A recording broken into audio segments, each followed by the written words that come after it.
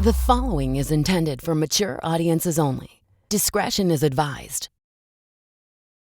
Thank you so much for downloading this episode of So What Do You Really Do, the podcast where I, your host, Dead Air Dennis Matter, speak with artists and entertainers about their day jobs. And I am excited for this one because whenever I've wanted to do an interview, every time I've wanted to do an interview show or when I thought about it, one of the people I've always wanted to talk with is sex workers. And that's what we have on the podcast today. We have comedian Kaytlin Bailey, who is in town for the Women in Comedy Festival. And I was lucky enough to run into her and say, hey, FYI, I've heard about you. I've read about you. And I hope I'm having the right person.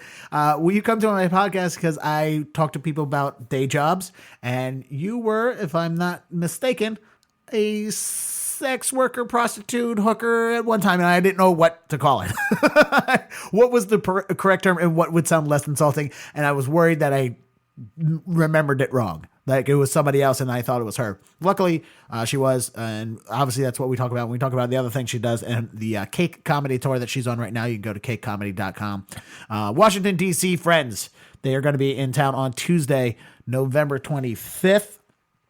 In Washington, D.C., go to cakecomedy.com, get tickets, go to the show. It's her and Aaron Judge and two other comedians who are also hilarious. She'll talk all about that on there. There's no need for me to reiterate it. But before we get into the podcast, let me tell you guys, because some of you know me personally, or you've heard my podcast about my medical situation, and I've had it's been 1 year since my second stent was put in my heart, my second heart attack. It's easier to say heart attack, but it's kind of, anyway. And, mostly clean bill of health. Staying on meds for another 6 months and some meds for the rest of my life still, but I feel good. Doctor's like, you look good. The EKGs show normal. You should be fine. So I'm going to, as it stands right now, probably going to live a little bit longer, you guys. And I'm sorry about that. You're going to have to put up with me for a lot longer. But I'm happy about that because a year ago, it didn't seem like that was going to happen. I didn't think I was going to make it here. So like New Year's was a big deal for me because I literally did not think I was going to make it to the end of the year last year, between, depression and the heart and everything and just being overshape and out of weight, overweight and out of shape. I didn't think I was going to make it. And I did. I feel better. I lost so much weight last year and then I gained some back and I'm back working to lose weight again because we have I need to lose weight. And the Boston comedians, we have a weight loss challenge going on and I am losing miserably right now. And there's $1,200 on the line. That wasn't enough to motivate me to give up pizza, guys. I don't know what will. But I'm still working to lose weight, whether I win this contest or not, because I want to be healthy again. I haven't been of a low weight in a very long time. Like the first half of my life, I spent underweight, and then the second half I spent so massively overweight that I think for the next portion of the next 16 years of my life, next 18 years of my life, I'm going to spend maybe healthy living again. We'll see if I make it that long. But anyway, I was really excited to have Kaytlin on the program because, like I said, I'm fascinated by sex work, by people who work in the sex industry. And because it's something like what makes somebody get into it. That's why.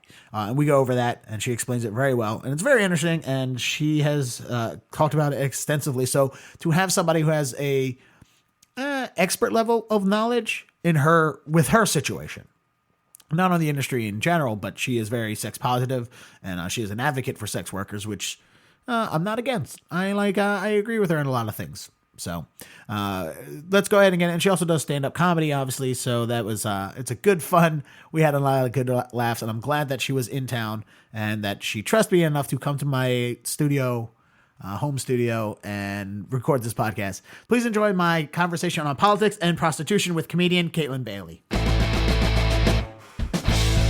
I was having another bad night because the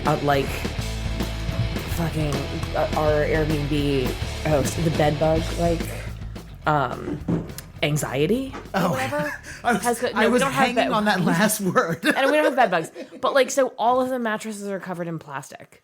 My body temperature rises at night, like a lot of people's do. So for the last 3 nights, I've been sleeping in a puddle of my own sweat. The sheets are soaking wet.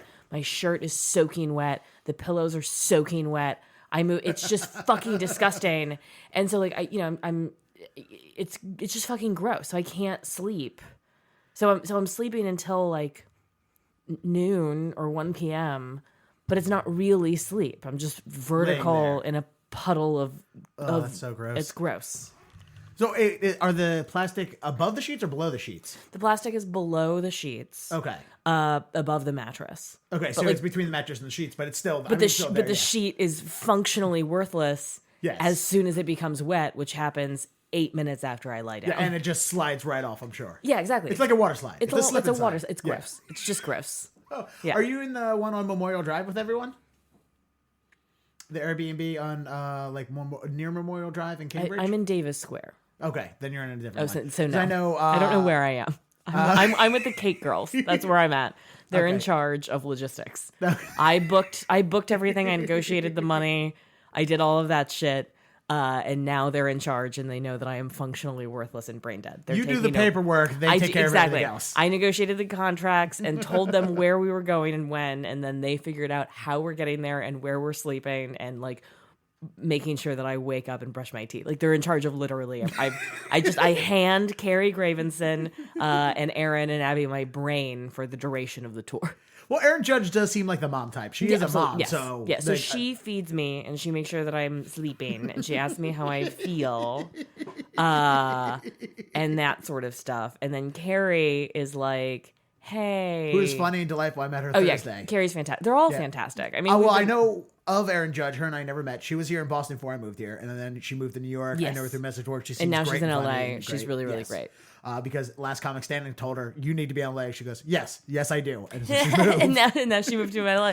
Yeah, when Roseanne Barr tells you to move to LA, you just do that. Yeah, you do what Roseanne says, unless she's standing on a peanut farm spouting out crazy, and you're like, oh, this is a different Roseanne. This is different. This is a different thing. Right. Yeah. But I met Carrie on Thursday because I was at Doyle's in JP, where her show was. I'm sitting there just getting a veggie burger before the show, and I can just see people walking in, and I can look at them and go, oh, they're here for the show. Yes. But there's nobody at Doyle's to direct people to that place. So I wave at them to catch everyone's attention. I'm like, it's in the back. That's so funny. And I catch Carrie's face, and I point her back there. She walks in and goes, did I look lost? I'm like, no, I'm associated with the comedy scene. I know everyone's face because I'm a weirdo. And she's like, okay. And then she just walked back. And then like, she just walked away. Yeah, you fucking creep. Well, you fucking weirdo. Which is not wrong. No wonder she didn't agree to do this podcast. I'm kidding. I run a website where I promote the local comedy scene, so I know everyone's face. But usually I know them from just like a Twitter profile. Right. So most of the time I have to just put a square around people's face and go, now I know. I can't remember people I've slept with. Like there's no part of my brain that like Aaron Judge and I literally toured we met at the Cape Fear Comedy Festival in like 2010, 2011. And then we toured together in 2012. We did 10 cities. Fast forward a month later, and I just run into her at the Creek in the Cave, and I have no recollection.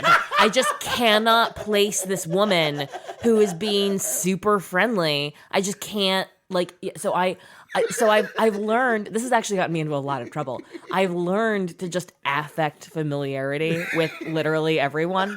So I'm kind of like a child with like, if you just offer me, I'll get in your van. Like I assume that I've been in your van before and that we've done like van stuff and we must be like old van friends. Like I just assume I'm a monster. You did a great job assuming Friday when we shook hands. You introduced yourself like, you're coming to my house in 2 days. Perfect. Great. Yes. Yeah, exactly. So you're right. Yeah, no, I'm really great with faces. And here I am, and it's fine. Yeah. You're not going to rape me. No, not.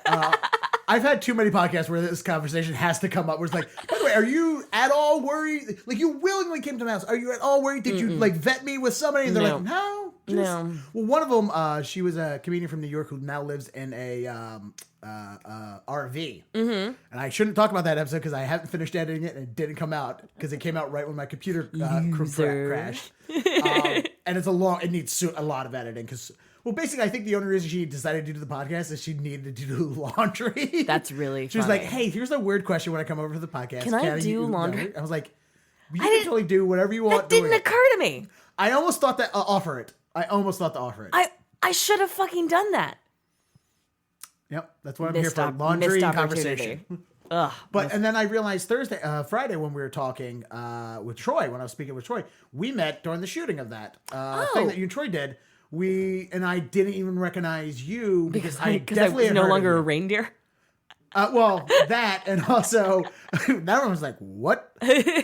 We'll get to that in a moment. But I knew about you before because I don't remember how I came across you, because I think someone maybe mentioned your name on a podcast or in conversation. I looked it up, just assuming you're another comedian in New York, or maybe you came to town to Boston before, and I looked you up and went, oh, that's who this is. And I was like, oh, I want to talk to her. She has interesting jobs and stuff. If I had realized that when you were doing Troy's thing, we would have done this a year ago. Oh. Or however months. Wait, during months ago. shooting? Yeah, I would have asked No, you we then. wouldn't have. And here's why. Well, I would have asked then. I Yeah, wouldn't yeah. have known. No. But I didn't recognize you. Troy reached out to me on the internet, and we had like 2 phone conversations where I basically decided he like wasn't crazy. Like that was just because I wasn't gonna like take a 4-hour or 5-hour like overnight bus ride for somebody's like schizophrenic wet dream. Like that just wasn't gonna happen. So I figured, like, Troy sent me some stuff. I was like, okay, this is a filmmaker. You know, he's not big, but he's good. Like, I like this story. So the film that we worked on is a retelling of the story of Genesis, where I play the often written out character of Lilith, Yeah, which I found the original fascinating woman. afterwards. Like, after we talked about it in the cafe, I went on my way back home and Googled and went, Yeah, she's fascinating. I love this character. She's How do great. I not know about yeah, her? she's fantastic. I love her to death, and I think that she speaks to a kind of a womanhood that I respect. But anyway, so I do a show in New York the night before we're filming, which means I'm taking like a red-eye bus ride, you know, like a Chinatown bus. I arrive at some poor girl's house, I don't remember her name, at like 5 o'clock in the morning, sleep on their couch for 2 hours, wake up, and go into hair and makeup. So in between every take, in full hair and makeup, which involved reindeer antlers for artistic reasons that Troy can probably explain, but I never really dug into. Because I'm not a real actress. I was like, sure, yeah, you can just put that on my head. I'll just do what I was going to do anyway. It's fine. I'm just going to do it with a slight tilt in my neck. Yeah, That's exactly. all. Yeah, it's just that, you know, like, do I use these? What are we doing? So I would curl up in a robe on like a couch in the hallway and sleep for 30 and 45 minute increments. So if you tried to record a podcast, it would have been like in a dream delirium state, like sort of in between. And to his credit, Troy was really, really great. He would like wake me up. When they were ready to shoot, I would do it and then go back to bed. Yeah, and there wasn't lines to learn because it's silent. It's silent. Film, right? It was a silent film. Yeah. Yeah, it's very artistic. He showed me a quick clip on what everything looks like, the stylized, and then I looked at it and went, oh, I think I've seen Andy, who also is in the production, who plays God. Yeah. I saw him post pictures, or maybe he sent me the trailer or something like that, and it's cool. Stylized It look. is I a love it. really stylized look.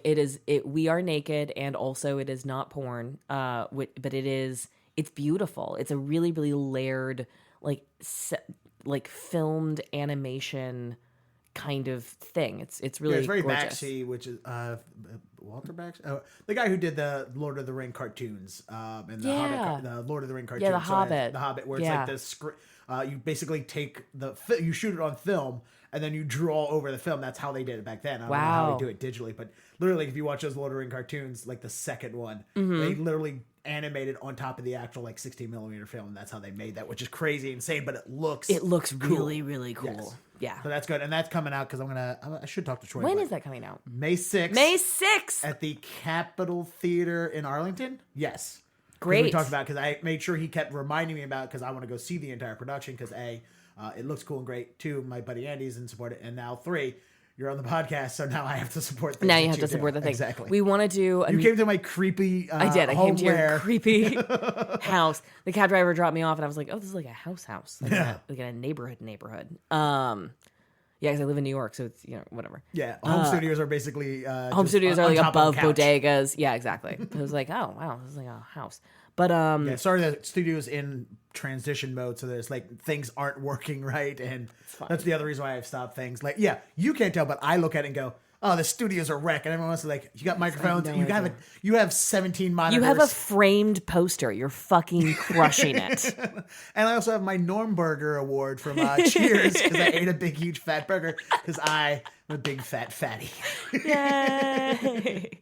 But let's go back to the tour. So is it just the cake girls? It's the cake girls. women? We're doing Boston to Atlanta and then back to New York. So we're going to be, so we just did our Boston show. I'm performing tonight. I don't think this podcast is going to be out in time, but I'm going to be at Improv Boston by my lonesome. But tomorrow, is it tomorrow? Tomorrow's Monday. 24th? Correct. Yes. So tomorrow we're going to be in Philadelphia, and then the 25th we're in D.C., the 27th... Where are you playing in D.C.? We're going to be at the D.C. Draft House. Oh, great. That's a great spot. Yeah, it's a great place. spot. I'm from Baltimore, and I worked in D.C., so I know fantastic. a lot of D.C. And I will make sure this is out tonight, so tomorrow I can try and in con Philadelphia some of my DC fans on the 24th tomorrow, we're going to be Did at... I say fans? I meant DC friends. DC I don't friends. have fans. Tell your DC friends about the show. It's a big deal. Of course. In Philadelphia, we're going to be at the Good Comedy Theater. In DC, we're going to be at the DC Draft House. In Pittsburgh, we're at the Arcade Comedy Theater. And then we're in Indianapolis at the White Rabbit Cabaret. And then we're in Nashville at Zany's Comedy Club, which is very exciting. Oh, good. And then we're in Asheville at the Southern, which is Asheville, is that North or South? Asheville is in North Carolina. Okay. And then we're in Raleigh, North Carolina at King's. And then we're in Atlanta, and it's a secret show, so we're not allowed to promote it. It's sort of similar to this. It's the girls are already calling it a rape dungeon. But well, that's the worst part is or not the worst part. One of the things about this Women in Comedy Festival, which is what you're in town for, and kicking off the cake. Oh, tour, it's amazing. Which I want to find out the logistics about the tour because I found out something that it's you guys did it on Kickstarter, right? Yes. And our last show is actually a free show. It's going to be back in New York, May 11th at Kickstarter headquarters. They're throwing us a big party. Oh, that's good. Because you survived it. Because we survived and we're Hopefully. great. And we developed this model with them. So it was a brand new model, and we were able to give them, like a victory for this new model, and they're paying us in food, I think. So, because we're comics. Yeah. But the thing I was just going to say, the Women in Comedy Festival pretty much took over the town. There's 85, 90 shows this weekend. Yes. There's 3 shows this whole weekend that aren't official Women in Comedy Festival shows. And one of them one of those venues is a basement about a quarter of a mile from here. It's a guy who runs a place in Austin, who has a place in Austin called Jed. We call the show the show location Jed's Basement. And I think on principle, there's a lot of shows that happen there because he's just like, guys, I built a venue in my basement. Just come do shows here. And that's how he sounds because he smokes a pack and a half a day and he's 22. Oh, I thought he was just doing a Louis J. Gomez impression. Guys, come to my basement. So everyone does shows there, and they are actually really well attended. People show Sure. up; they're a good fun time. The place is a mess. Nice guy, great idea, but he's just a 23, 22, 25, whatever. Does the whole place smell like 27-year-old kid in socks? Austin. It smells like ashtrays and dog fur. Anyway, Can't imagine why the Women in Comedy Festival wouldn't be all over that venue. I think just on principle next year for the Women in Comedy Festival, we need to do it at Jed's Basement. I think we need to have a Women in Comedy Festival show at Jed's Basement. And I think just because it's the last place you would have a Women in Comedy I think that show. we should do. I think we should. I think we should call it a rape dungeon show, and I think we should be doing all women in comedy performers doing exclusively their rape jokes. I think that'd be a great show. Next year, if you're in the festival, you and me, we will produce and put that show We will together. produce that. I know there are lots and lots of women with amazing rape jokes. I think it would be a really fun way to take the power back because it's all female perspective rape jokes which would be great. Yes. All right. So talking about the tour with Kickstarter. Yes. How did you get the idea to do a Kickstarter tour? Because I know lots of people use Kickstarter to start things. Yes. And sometimes they're unsuccessful, Yes. but this was in conjunction This with was Kickstarter? in conjunction with Kickstarter. So the tour itself is already a Kickstarter success story because when we started the Pink Collar comedy tour, we got our initial startup capital for posters and gas and car rental and all that shit through a Kickstarter campaign. I think we raised $3,000 or $6,000 5 or 6 years ago. But Was then Kickstarter around 5-6 years ago? Has it been that long? Yeah, they're around. Jeez. I feel like it's only been 2 or 3 years. Well, we were doing it before it was Hip and trendy, yeah. I was like, how do I get seed money? And somebody was like, blow me. And I was like, there's got to be another way. Yeah. So I got drunk at the Brooklyn and Comedy Festival party, which was being hosted by Kickstarter because they're one of their sponsors. And I, was whining essentially at Taylor, who was the head of comedy at Kickstarter, that we've been touring for 5 years and that it's usually amazing, but sometimes we lose money. And I just wish there was some mechanism to be able to decide whether a town was going to like us or not. Whether, I wanted to avoid performing for 6 confused people at a VFW because some producer lied to us or themselves about what they were doing. Or You're trying so to dependent. narrow down your audience in a city you've never been to. Exactly. Right. Or trying to like get that promotion wheel started where I can figure out whether a producer is like, you know, a barely functioning alcoholic or like a high functioning alcoholic. Like I'll work with a high functioning alcoholic all day, but I can't be a part of your bottoming out story, not with these other 3 girls. Yeah. Like there's too much on the line. Like, yeah, Abby's like a TV star now, so let's get our shit together. And so Taylor basically like thought about it for a second and said, I thought we could do that. And I think we can do that. So 4 meetings later, we came up with this model of like revolving Kickstarters that are city focused, where we ask a city, do you want us to come to your town? If so, support the tour, tell your friends. If not, we're not fucking coming.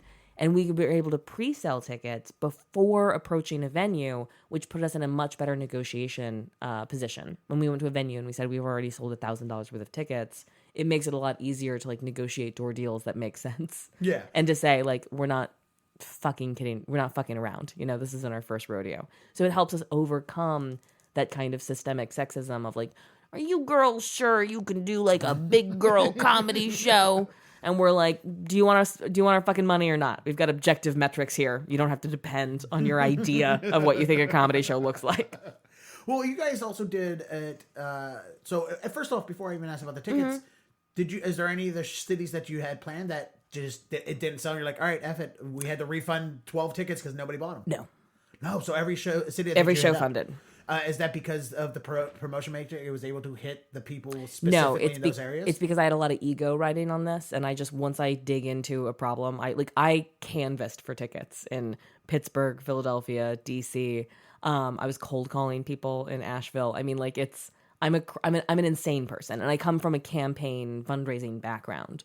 So like, you give me a fundraising objective, we're gonna hit that fucking objective, right? Yeah. Okay. Now, you guys did different price tickets to know what kind of venue. Yeah, we've always been an each according to his ability kind of tour. So like our very first merch was buttons, and we didn't have a price on the buttons, but it would be like for a donation of any amount, we'll just give you a button. And some people gave us $1 and some people gave us like $20. We got $200 once for a button from somebody who was just like, we really like what you girls are doing and we want you to do more of it. So we have this weird combination of like, you know, traditional ticket sales, traditional market stuff with a weird like philanthropy sort of charity nonprofit thing happening. So I just didn't want anyone who wanted to come see our show to not do that because our ticket prices were too expensive. But also a huge chunk of our fan base, they want to support the arts. So tickets are $25 unless that's too much for you, in which case they're $10. Yeah. And if you show up at the door and make eye contact with me, I'll probably let you in for $5. And like I'm a sucker on that because we do. If you're not staring at your shoes, then you have a $5 bill. Yes, exactly. It's or whatever. Or you just probably like, well, I'll tweet about it. Now I have 18 followers. Like I don't care. I want people that want to come see the show to be able to do that, but I also want us to be able to like pay for gas to go to the next show, to do it for the next people that want. Exactly. Gas, hotels. I want us to be able to eat. I want us, you know, we're grown ass ladies. Like, and this is what we want to do for a living. So $25, I think, is what the show is worth. But if you can't pay that, we want you there anyway. Yeah. Well, that's great. A show with an engaged audience is always more fun, even if they're smaller, than a large audience that's meh into it. Yes. I was actually reading about this. Somebody who is super famous, I think it's Billy Joel, actually, one of the secrets to his success and why his concerts are so much fun is they actually reserve the first 4 rows for enthusiastic people that bought nosebleed seats, and they just pick them out randomly at the concert and say, like, if you show up early and look really enthusiastic, a scouter might take your, you know, $10 tickets and turn it into like a $400 fucking concert ticket. Because those tickets tend to go to like super rich people who might be like disengaged or like on their phone or doing whatever. But a people super huge Billy Joel fan is going to make the whole concert experience for everyone around them more exciting. Yeah, and when you're in a stadium like that, it's not like he can see past the 4th row anyway. Exactly. So he doesn't want to know that there's somebody with a sign yelling, something else other than music or a Piano Yes. Man. Yes. And that's the song, they want to hear something, that one of his deep cuts, because they're that big of a fan. He doesn't Exactly. want them in the back in the dark where he can't see them. He wants them in the He front. wants them up front. Yeah. That's awesome. Exactly. Did he start doing that with Madison Square Garden, or is that always his thing? No idea. Okay. I Because don't he know. did a residency at Madison Square Garden, which I think is still going, and he kept Yes. saying, I'm going to keep doing Madison Square Garden on the off days until it doesn't sell Until out. it doesn't work. Yeah, exactly. The first time it doesn't sell out, I'm done. It's so interesting because he just dominated the charts for now 2 different like time periods in music, 2 generations. And like I think there's whatever. The article was interesting, but that it sort of reminded me of that. It's like we'd rather have enthusiasm in the audience for us than, a bunch of blue hairs who think that we're doing, such cute girl stuff. Now, is this the first round of the Cake Tour, or have you already done one round? So we did our first cake show at the Women in Comedy Festival a couple of days ago. Okay. So we've been touring, the 4 of us, for 5 years, but we just changed our name. So this is the first cake run. Okay, because it's now. How long did it take you, the 4 of you, to figure out that your initials can spell cake? When after they told me that they hated pink collar, and so we had to change the name, and we started brainstorming that, and that was something that we came to. We almost didn't go with it. We almost went with something like Crush. I think the Crush comedy tour, but I just couldn't look myself in the mirror with the Crush comedy tour, so we went with Cake. Oh, okay. I'm glad you didn't go with the other of Crush, which is Slice, because it's the orange soda. Anyway, Yeah. Crush. I don't know. Do you have a Crush is crush soda, on us? We're gonna crush. Ooh, crush chapstick. I don't know. It's just it felt weird. It sounds very. Yeah. It felt All weird. I'm thinking of is when I hear the word crush, all I'm thinking of is just some broy frat dude who probably hangs out in someone else's basement, not Jed's basement, and just yell, "Dude, I'm gonna crush poo tonight." Exactly. It's like that. Just the word crush kind of always sends chills up. Whereas like everyone loves cake. Cake feels really unobjectionable. And I'm a very controversial comedian, I think. I push boundaries. But not on the Cake Tour. Like I'm pretty much doing like my dad's a Republican and my mom's a Democrat and it's the hilarity ensues. Right. I mean, Abby is a clean comic. Carrie and Aaron are not like clean, but they're not raunchy. They're not raunchy. We're grown ass ladies in our 30s. Yeah. Like this is smart, funny women. That's good. Yeah. Now let's get on, because this is all about jobs. Let's talk about the job of the campaign, because I have never had a political person. You've never had a political person? No, someone who's worked in the political thing. Hey, Have you ever had a former cult member? Because it's kind of like that. Oh, really? Yeah. Oh, no, please tell me about that. First off, what campaign did you work? What did you do for this campaign? Sure. I worked for a progressive political consulting firm. Wow, that's a lot of words. Slow it down for Sure. me. I'm done when it comes to politics. So, okay, so you live in Boston, right? I do. Do you know Originally from Baltimore, though. Do you know the people that stand in the streets of Boston are like, hey, do you have a minute for insert organization here? I'm sure I do, but I have headphones on and I'm really good at ignoring Right, people. but you've seen them. Yes. I was their boss in 12 cities. Okay, so basically the people that harass other people in the street for Money, signatures, letter writing. I worked for a lot of different kinds of campaigns. So not all of it was fundraising, although the majority of it was fundraising. But we also did voter persuasion, get out the vote, and we did a targeted letter writing campaign actually in Indiana that I'm probably most proud of. Targeted letter writing campaign. What is that? We were trying to move a piece of legislation out of the Senate subcommittee. It was the American Clean Energy and American Jobs Bill. This was 2009, I think, when we still had like hope that things could happen. And that bill would have essentially redirected the subsidies that we're using for the oil and gas industry into clean energy. So it would have helped provide the funding to create the infrastructure that makes clean energy a viable alternative to, the oil and gas industry. Okay. And it passed the House. And it had bipartisan support in the Senate. It was something that like Lindsey Graham was initially a supporter of. Like him and John Kerry agreed on a thing in 2009. I'm sure it was by accident. Well, yeah. So we were in Indiana targeting 2 senators in coal country, Senator Lugar and Senator Bai, and we were asking their constituents to write letters asking them specifically to support this bill. Okay, so you're petitioning people in coal counties to say, hey, please write a letter to your congressperson or your asking them representative to support clean energy because and get rid of this. Yes, Okay. because even though we need the coal industry here, we would like better jobs that result in less cancer and asthma rates. Like specifically in Evansville. Evansville is kind of a tragedy because it sits lower than the surrounding mountainous area, and they're surrounded by I think 11 or 13 coal plants. So it just they have a higher asthma rate than I think anywhere else in the country.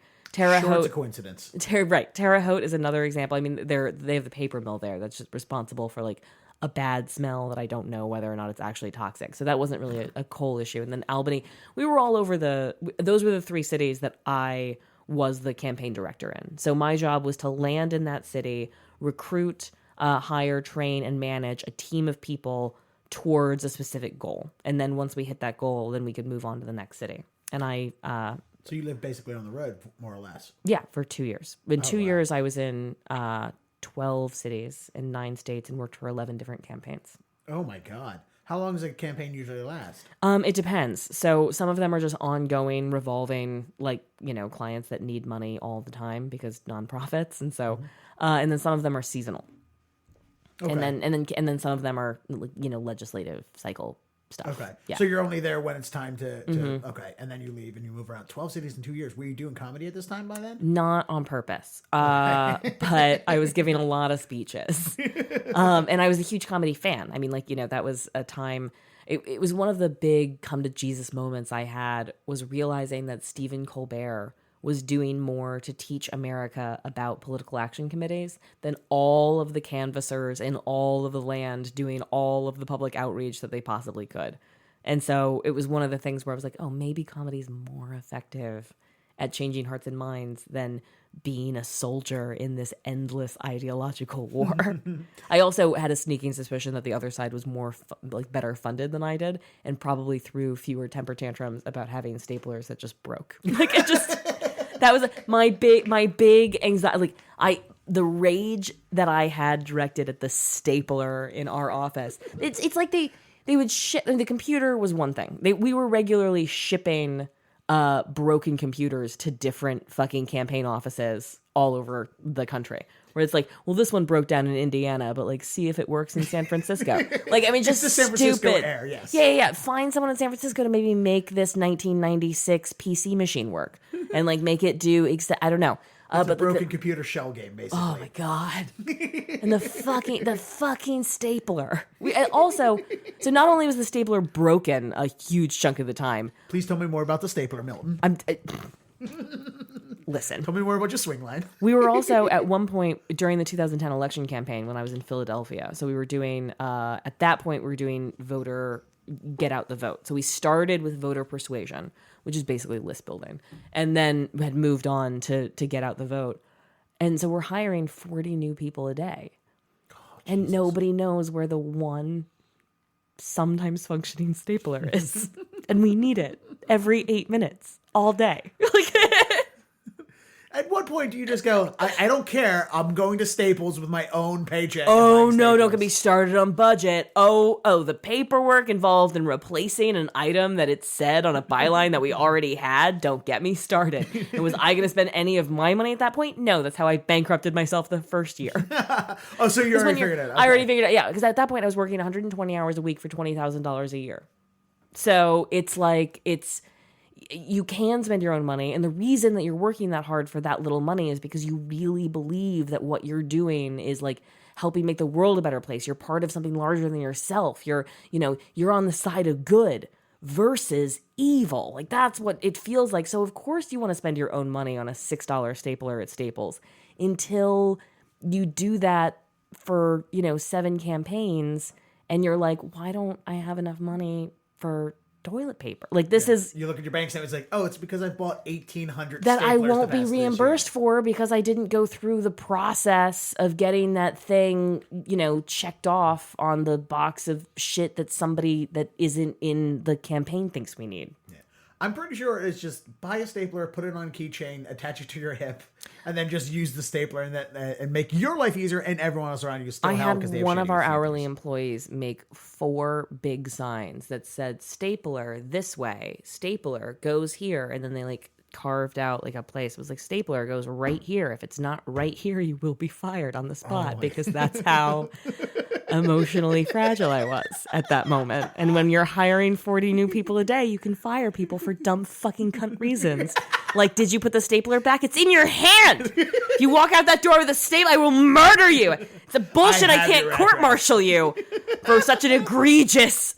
Anyway, yeah, so I... And meanwhile, you're dealing with kids. You're not dealing with adults who have, like, functioning... who are functioning, brain-thinking people. You're dealing with kids who have ideologies, and they're also irresponsible. It's a goddamn nightmare. It's like the West Wing meets being a kindergarten teacher. Like, and you become your worst self. When you're sleep-deprived, stressed out, you think you're on the side of good versus evil, and you have, like, a little bit of power. Yeah. Oh, I became a monster. I gained 40 pounds on Adderall, which is like almost impossible. So you gained I was abusing Adderall in order to keep up this work schedule while gaining weight somehow. That is insane. It's like basically that Lenny Clark show where it's like, I'm the only guy who gained, I'm going to paraphrase it. It was like, I'm the only person who gained weight on cocaine. And all cocaine's an appetite suppressant, but all it made me do was eat faster. Yes. Like, basically. Yeah, I still don't understand how Artie Lang gained so much weight on heroin. Like, I'm confused. Yeah. Oh, I forget he was a heroin addict. I always think about the booze and coke. Yeah, the booze and coke makes sense to me because it's just like in a weird plethora. But like with the heroin, I'm like, you didn't get that like heroin chic look eventually? Well, I'm from Baltimore, so sometimes the heroin just is like, yeah, everyone's on heroin. Like that's like I'm used to hearing. That's really you're on heroin, no big deal. You're on heroin, yeah, no big deal. Everyone goes through that phase. Like I still when I go back, I'm going back again in May, and all I want just to make me feel at home is to be on the light rail system and see one person doing the heroin tai chi where they're basically flopped over in a half position, but they never fall down. They never fall down. Heroin addicts are weebles. They wobble, but they don't fall down. They wobble, but they don't fall down. I've never seen That's great. A heroin addict nod off and hit the ground. They will do. I've seen them bend in ways that are physically impossible for yoga instructors to bend. Yeah. And then they just snap up and they put themselves back together, and then they just walk 3 feet, and then it happens again. Like they're built out of springs somehow. I don't understand the appeal of that drug. You know, I don't understand the appeal of a lot of things. Yeah, fair. Including political activism, but that's my opinion. Because you feel like you're a soldier in an army of righteousness. Oh, yeah, righteousness. That's the word that I hate. I hate righteousness. Yes. Anyone who feels righteous, and I don't even want to feel righteous about anything I do.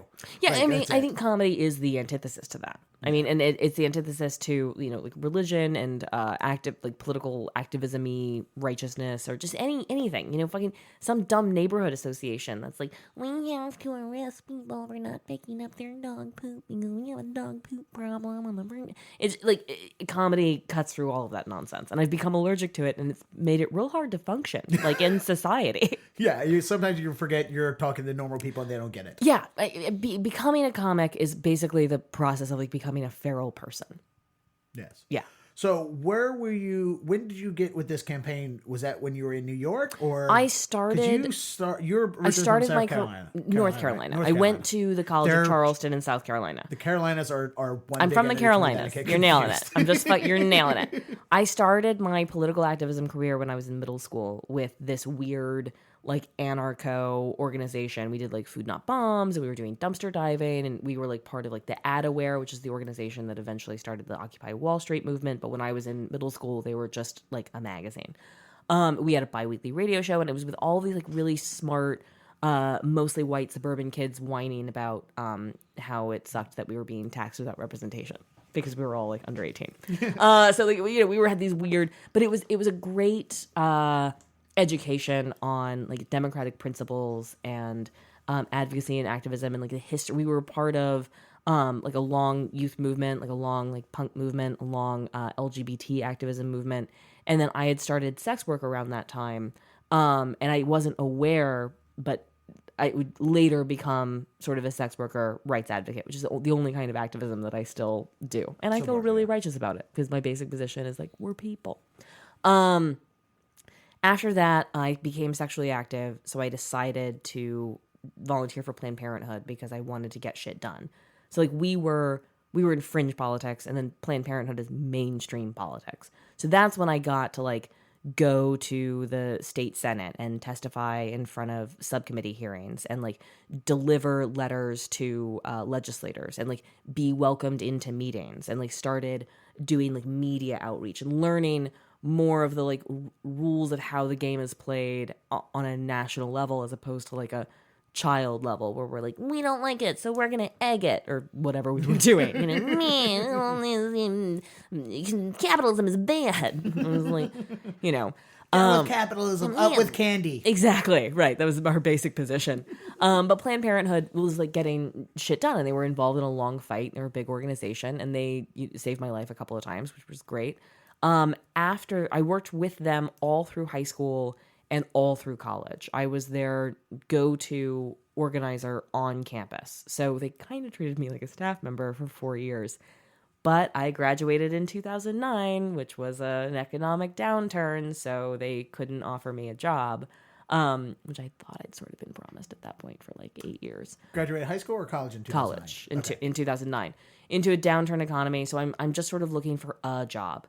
And I find this weirdly for-profit organization, a progressive political consulting firm, and one of their clients is Planned Parenthood. And so, you know, they interview me, they hire me on the spot. I move to New York. I'm there for 3 months. They teach me the ropes, and then they started giving me my own offices after that. So I started as an assistant director. Within 3 months, I was promoted to a campaign director. So at 22, I had like a staff of 106 people and like a lot of autonomy on the ground for just getting shit done. But it overwhelmed my whole life. I didn't go to my best friend's wedding because it was too close to the 2010 election. Oh, Erica Rhodes just put out a video on Funny or Die this week where she's just going into an audition. Oh, she's fabulous. Fabulous. She's great. Yes. But so she goes into an audition, and the casting is just her one point of view, one shot.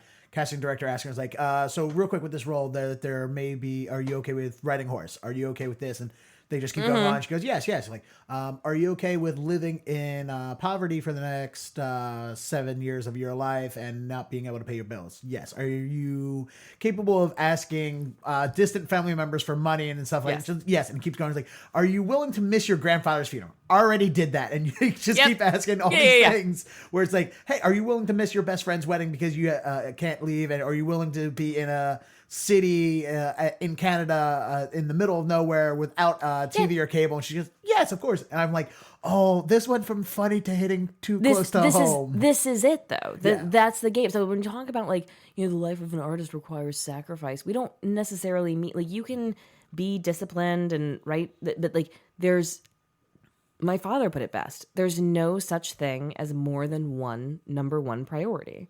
And when something is your number one priority, it shapes the whole rest of your life.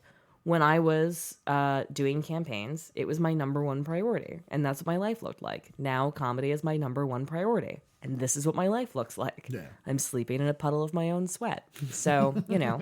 Just so you the sleeping arrangements, the sleeping arrangements in comedy is not actually better than the sleeping arrangements at that level of campaigns. At one point, they housed us. The for-profit company that I worked for housed us in a bunch of mattresses that were just in an attic, and it was basically a crash pad for like traveling musicians. And they just found it, and we all slept there, and nobody complained. Hey, we're sleeping for free in a place. Isn't this fun? Right? Yeah, exactly. It was like other companies everyone gets their own hotel. Okay, we're changing the world, you guys. Guys, we're all in this together. Do or die. Yeah. And then in the midst of when did you start doing comedy? Before or after or during the campaign stuff? I started. I can't imagine you had time to do comedy. No, I didn't. I started doing comedy in 2010, right around the time that I lost my mind. So after the 2010 election in November, I quit everything and went home to study for the LSAT. But instead of doing that, I got addicted to comedy.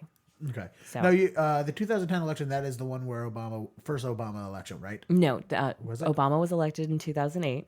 2008. Okay. 2010 was the backlash election where we lost the House, the Senate, and most importantly, for the kind of ramifications that we're dealing with today, state houses all over the country went bright red. The reason that matters so much is because 2010 is a census year, which is when all of the districts get redrawn. So all of the districts got gerrymandered to preserve a Republican majority through 2020. So even though the political tides have shifted, we're not going to see the result of that because of gerrymandering and voter suppression. So good luck, guys. Yeah, and it's weird that it took 7 years for people to start talking about gerrymandering. Like, I'm sure I was talking about it door to door for a fucking year. You fucking morons, if you just answer your goddamn door and let some 19-year-old explain how things work. Sorry, I don't mean to. I'm sorry. You're so mad.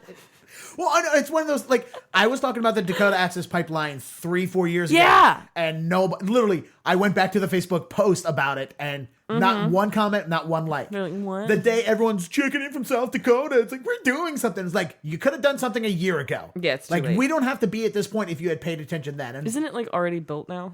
yeah, it's basically, We're just hosing down grandmothers, and it's not the worst thing we've ever done for the dumbest reason. Yeah, it's, the whole thing's terrible. And my least favorite phrase, and like as the comedians that I've known for the last 7 years become awakened to the political atrocity that I abandoned, like, fucking 8 years ago, what is the phrase unprecedented. I want to choke people out. You know what I mean? Like, it's just, so you have no sense of history and no shame.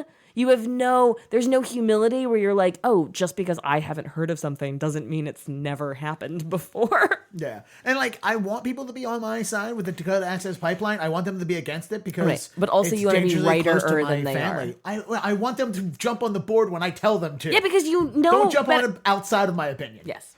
Right. Anyway, I tell jokes now so that I don't have to emotionally torture people that think they want to work with me.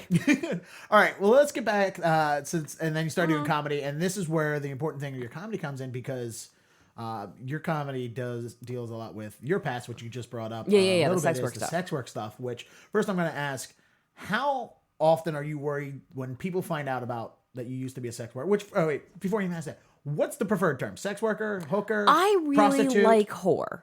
I love the word whore. Nobody else does. I really do like to think. I like the word whore. I like the way it feels in my mouth. I don't. There's no part of me that takes a negative thing. Like, you say streetwalker, and I'm like, that's not what I did. I have to correct you. I was an internet whore. Yeah, provider feels weird, stupid. Escort is accurate. It's accurate, but it's also it's a euphemism. Well, it's when we refer to there are women who are escorts who are legitimate escorts that won't have sex with you. Sure, Escorting technically is not supposed to be sex, but it's sure. Okay, whatever, fine. When I was doing full service sex work, explicitly selling sex for money, I had about 30 or 40% of my clients that never engaged in penetrative vaginal sex with me because they had erectile dysfunction, or they were germaphobes, or they drew some bright red moral line in the sand where they could go down on me but not fuck me. Or they wanted to lay and, give me a massage while they told me stories that their whole family's gotten tired of 20 years ago. Like, we were doing this kind of emotional labor stuff that wasn't really sex. So I don't know that the presence of sex or not sex is the best metric for, I think sex work is a really big umbrella. I think webcam girls, strippers, porn stars, I think Hooters waitresses, I want everyone that identifies as a sex worker to get on board with talking about it, because it's the only way we're going to get rid of the stigma. We need a coming out movement the way that the way that Harvey Milk started the coming out movement for the LGBT community. So you're obviously a proponent that you want sex working legalized across the board? Decriminalized. I want it decriminalized. Okay. Do you want me to explain the difference between... Sure. So for the listeners. Sure. For them. Yeah, absolutely. Dumb fucks that they are. Legalized prostitution is what you have in Nevada. Okay? So that is a state, the only state with legal prostitution, and it also has the highest arrest rate per capita for prostitution in the entire country. They arrest people for doing something that they because it's not it's legal, but it's not decriminalized, which means you are only allowed to operate out of licensed brothels, which are widely considered to be exploitative. You have to work 12-hour shifts. You can't do it on your own schedule. You have to give half your money to the brothel. You have to give another huge chunk of your income to the state. You have to do all of these stupid fucking laws. You have to get tested for STDs weekly that you pay for. They're like nickel and diming the fuck out of you to work in these brothels that are only allowed to be in counties with like a population less than 700,000, which means there are no legal brothels in Las fucking Vegas. So if you want to make money in Nevada selling sex, where are you going to go? Off the strip, apparently. Exactly. Vegas. But there's no legal option for you there. Yeah, you want to go to right. on the strip to do it, but you have to then leave the strip to do it, which is no man's land from what I hear. It is no man's land. It's in a desert. Yeah. And so whatever. The brothels are failing because they're stupid. But like it's I would be fine with legalized prostitution if legislators didn't hate whores so much. But because there's so much vitriol and discrimination and they just don't want it around and they think we're filthy, we need to be like isolated and treated like second-class citizens. Like when you work at a legal brothel in Nevada, you have to register with the sheriff's office and like get a working prostitute card. I love that idea. Right? Do you understand? Like, but I could understand why somebody wouldn't want to do that. I guess well, we still have a stigma on it. I think if we make it acceptable, legal, yes, that you shouldn't like, hey, look, I'm gonna go get my sex worker's card. Like, sure. The only thing I can attribute to in my mind is I think it should be similar to how we're treating marijuana, where you need to go get a marijuana card. You have to go to a doctor, get a marijuana card, and I'm just guessing that I've never actually thought about making it legal or decriminalized or any of that stuff. Right. But I think we in should this treat it conversation, I'm thinking, why not do it the same way that we're treating marijuana, where they should be taxed to some point? I'm not against taxation. I'm against like sin tax, basically. The tax rate it's not like a regular income tax. It's a prostitute income tax, which is dirty, filthy money that has to be so it's a sin tax, and the stigma informs the legislative process, which results in a myriad of just dumb laws that negatively impact the lives of sex workers for no other reason than like some old white guy didn't like the idea of them being able to go out in their town after 8 p.m. So like, for example, there are brothels in Nevada with laws that if you leave the premises of the brothel and then return, you have to be retested for STDs. Like every whore is just going, like, so if she wants to like pick up her kids from school. or go to Starbucks or do anything, so they're basically like entrapped in these places, and then of course it's like if you worked at a restaurant, right, and your manager was empowered by the state to like dictate your every move. Yes. Like, hey, I just went out to get something out of my car and come back. Wash those hands again for 3 minutes. Oh, and it's going to cost you $40. Yeah. Okay. Yeah, that's excessive and stupid, and it comes from a visceral hatred of whores. Because I formally agree with they should be tested very regularly. Yeah, of course. But like they do it. So, for example, in Nevada, instead of getting a blood test like every other person that like gets STDs in 2017, they have to do the old Pap smear version of it. So like it's written into the law that they have to do like the least efficient, most painful version of an STD test. That's just ridiculous. Right. Like it's stuff like that. Like these are things that sound like a good idea in theory, but are actually really bad in practice. Also, this idea that sex workers ought to be vigorously tested comes from an idea that sex workers are more likely to have STDs than the average population. They're not. Most sex workers have fewer rates of STDs than the regular population. And I'll give you an example out of my real life, okay? So I worked as a sex worker for 1.5 years, right? I never, not once, had a single client even suggest that we do anything without a condom. I blew people with condoms. I gave hand jobs with condoms. They fucked me with condoms. Everyone's using a condom because I am a paid professional prostitute and we are engaging in objectively casual sex. I pick up some dude at a bar and he's like, I don't sleep with a lot of random people. I mean, do you? Like, I don't have any I mean, oh, you carry condoms? Do you like fucking do this a lot? Like dudes are trying to slut shame me into not using a condom. And like men in recreational sex where I'm having free sex with people will try to like slip condom. There's so much bullshit outside of the codified, organized, like quid pro, like there's a structure in sex work right? Yeah. I'm selling this. These are the boundaries that I'm enforcing. When I tell you I'm using a condom, you hear me. But when I say that to just a dude I'm sleeping with, they're like, well, that's a suggestion. Yeah. Well, do you think part of it is due to I'm having sex with a hooker? Yes. I need to have a condom. Like Yes. it's fear-based condom? Yes. Great. Whatever it is, those boundaries are easier to enforce in sex work than they are out of sex work. Okay. And I think that people think of themselves as not engaging in risky behavior when in fact they are, because we have a lot of dumb ideas about how STDs get transmitted, where we think that if we're, fucking somebody in a polo shirt, it's not going to happen.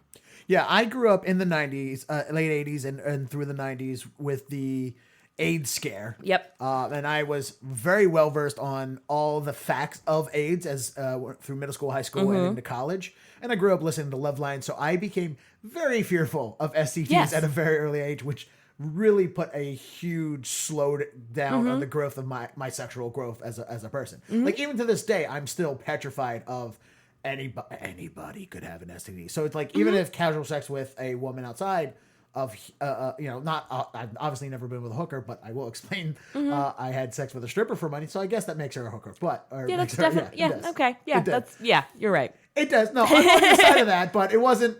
Anyway, point being, that's really funny. Yeah. Oh, I have two really good ones that we'll get to before the end of the podcast, just because they're fun experiences for me. But you hear to me talk it's about. But this is not something I'm making up based on anecdotal evidence, right? No, the your Guttmacher experience, Institute has no.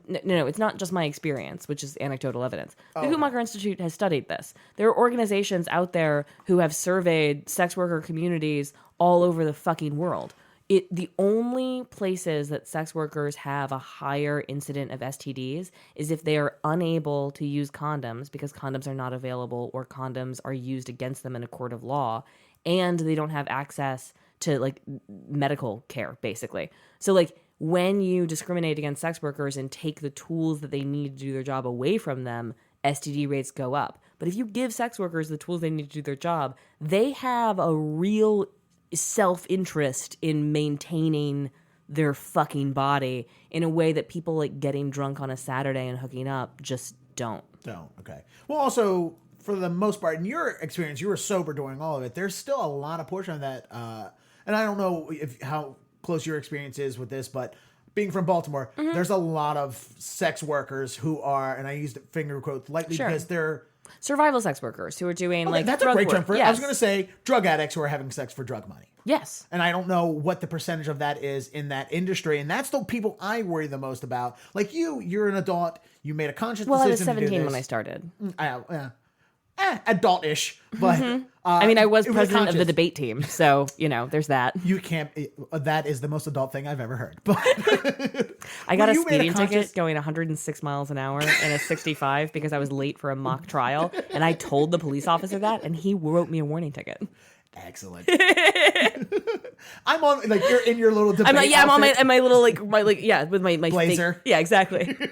I'm so sorry, officer, but I'm opening an attorney and I'm late for a mock trial.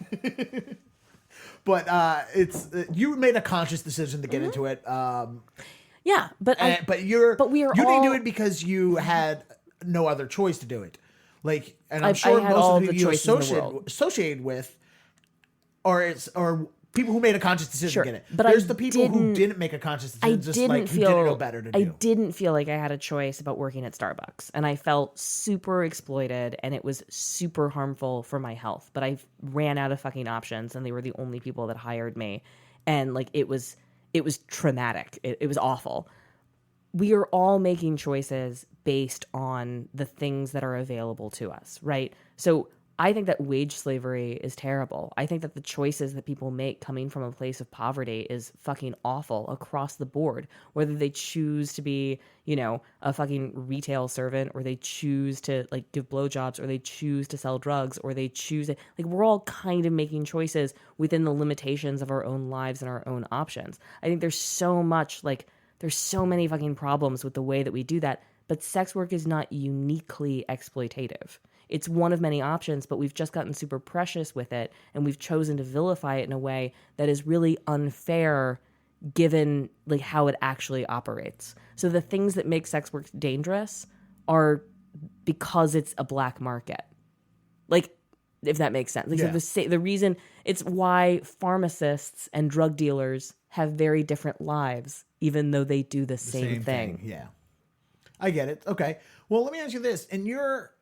Through your eyes, how many people that you associated with in the business, like, I don't know if you call them coworkers or people you've met since then, how many of those people do you look at that didn't have a choice? Like, they were dependent on drugs, or they were dependent for money, or they're mentally ill, and that's the way they saw. And I don't want to picture a large portion of those people as any of these things, but I think that is the ones that we see the most. I think that visually, yeah, right. But it's kind of like it's a deeply harmful stereotype that I think gets misrepresented a lot.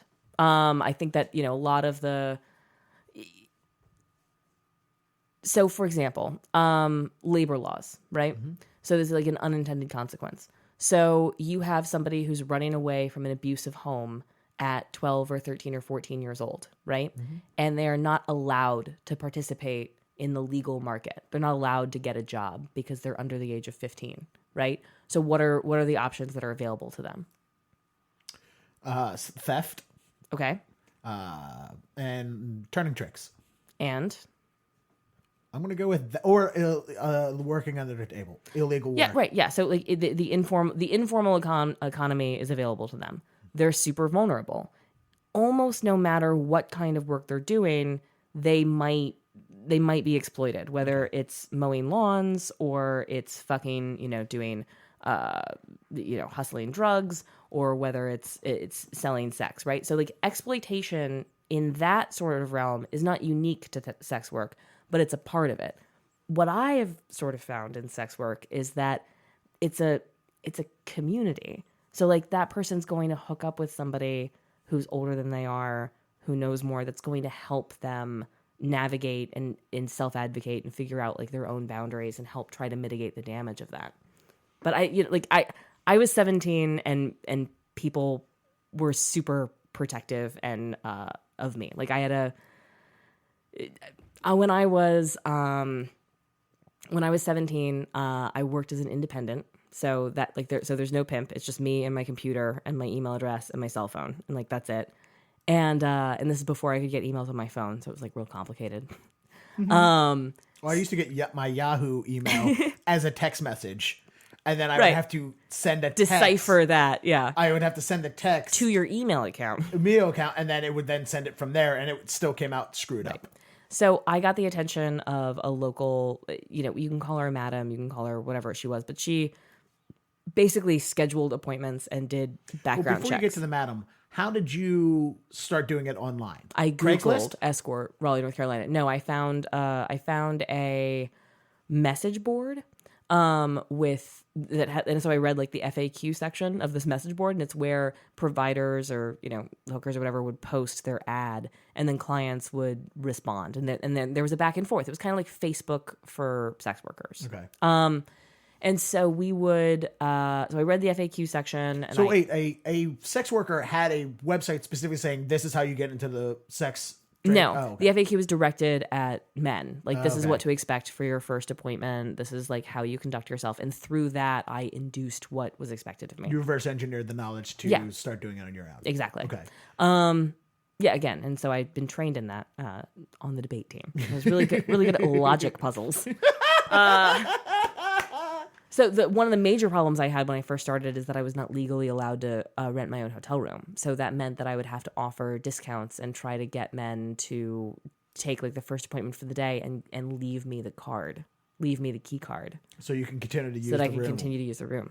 All right, so that guy would get the discount and in exchange for the card for the rest of the night. Exactly. Now, did you have any apprehensions initially, or did any people have apprehensions because you were 17? I didn't look 17. So like I kind of looked like you look 17 now and you're 27. I mean, I can show you a picture of me when I was 17. But it was, if you were looking for a barely legal, if that was like the branding that you were looking for, and I at 17 walked through your door, you'd be disappointed. Okay. I had like a woman's body and a woman's presence. So like, but I've got girls that are in their 30s now that are just like thin and athletic or whatever that can still do that barely legal thing. Okay. Yeah. Age of consent in North 16. Carolina? 16? Yeah. Okay, so legally you were fine, technically. No, trust me. And on that side of it, it's that's child trafficking, child pornography, there's all kinds of shit that me not being 18 makes it a worse crime. Prostitution over the age of 18 is a misdemeanor in a lot of places, although the way that law gets enforced is whatever. But you're in trouble for prostitution, but it's not also no, that's what I'm saying. Okay. At 17, it was extra illegal because I was under the age of 18. The second I turned 18, most of what I was doing was a misdemeanor. Okay. But if you were having sex with these older gentlemen, not for money, at age of 17, that would have been fine. Yes, I was wondering about age exactly. consent on that, legal of that. But granted, turning tricks, no matter what age, is illegal. But illegal. Under 18 is even extra more illegal. Yeah, especially illegal, because of the. I know it was a very confusing way for you to ask the question. The way so anyway, so I'm doing this. I'm under the age of 18. I'm doing this stuff, and this local woman reaches out to me, and she wants to have lunch because she wants me to be on her roster of girls. So basically, she has a website that a lot of people go to, and she directs people. She does background checks and scheduling. Background checks on the Johns or you? On the Johns. Okay. Yeah. So. We go out to lunch, and like the first question she asked was, "Can I see your ID?" And I hedged. And so we had lunch, right? So we had this conversation. We got to know each other. And at the end, she said, "Look, I know you're not 18. I also know that you're super mature. But I know things that you don't know. So if you get caught, this becomes a national story, and you end up hurting all of us. We're going to have this website taken away from us. We're going to be arrested en masse. It's going to become a national story.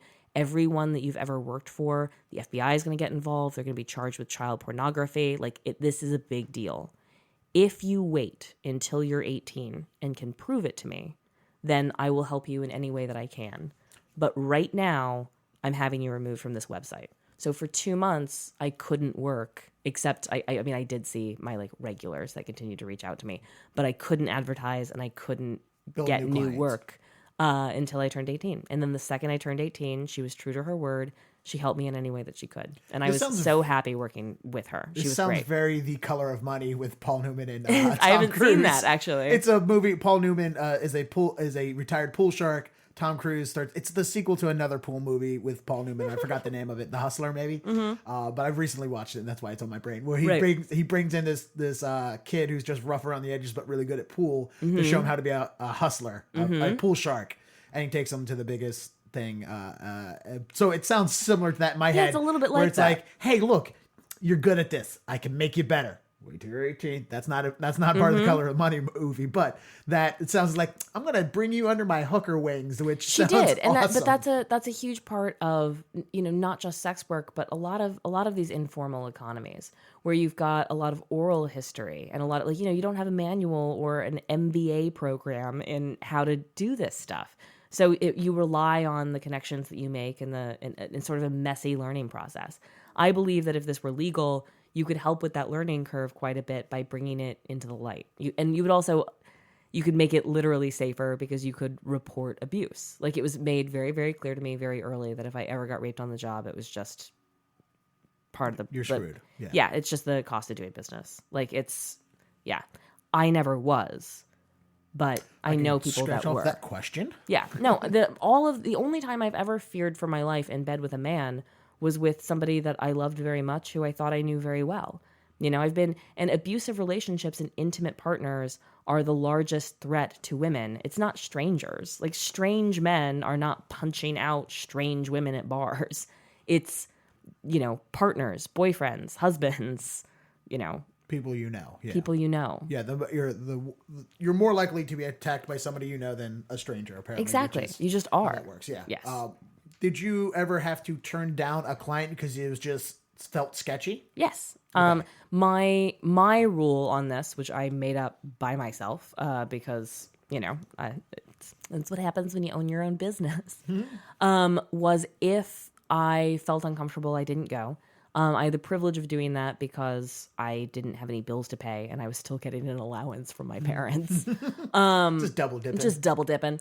But if I made it all the way to the appointment... Which now has just become my favorite double entendre. if I got all the way to the appointment, I went through with it. Okay. Period. But if I was uncomfortable, I would just not see that client again. I would be busy.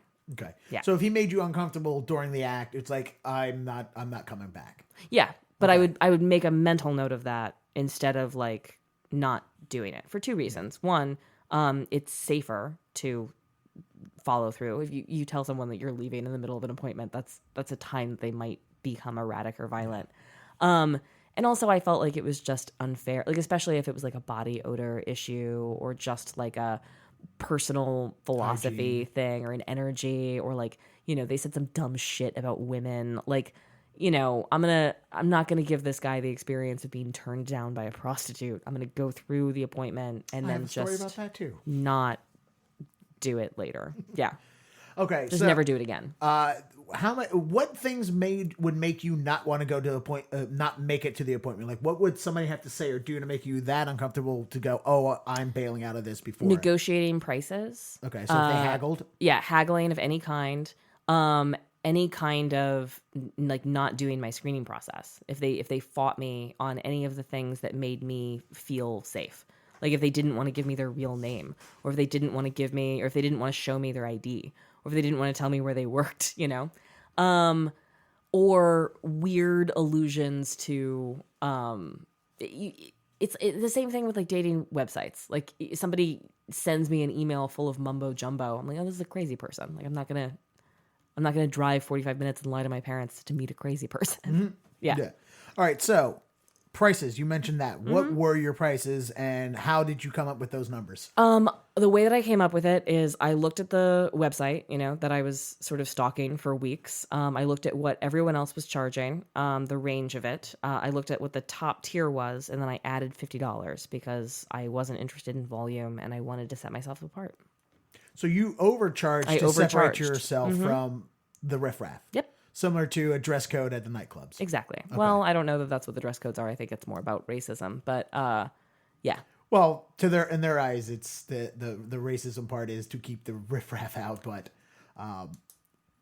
just in their head, riffraff is being racist. The better analogy would be a bar that charges $25 a martini. Better analogy, because they're trying to set a tone. They're setting a tone for the place, but the tone is that they don't want people of a certain ethnicity. I think it goes both ways, but yes. No, but they also don't want white trash in there. Like it's not, so it's, I mean, if you have $25 martinis, you want people that don't care how much the martinis cost. Yes. Yes. But typically we will see those people as being white.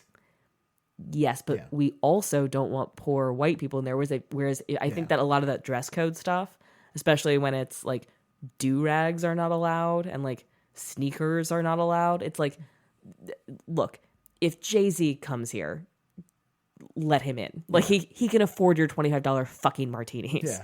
Whereas some dumb white trash dude never mind. Well, I worked at hip hop clubs and it's predominantly black and they had the dress codes where it's no do-rags, but it's because they think it's going to keep the gangsters out of there, the ones who are going to cause fights, and it's like, no, that's not the whole thing's stupid. But it's just your way you were trying to ward off the people who are going to be more problematic. It was a marketing issue, and it was also a scheduling issue. I was not interested in volume. I wanted to see fewer people for more money, which ultimately means that I'm making less money. That's what that means. But it creates a sense of like elitism. It creates a sense of like quality. So the guys that I'm seeing know that I'm seeing fewer clients, and that's what they're looking for in a provider. Okay. And what are the actual numbers, if you don't mind me asking? $400 an hour in 2005. What? Mm-hmm.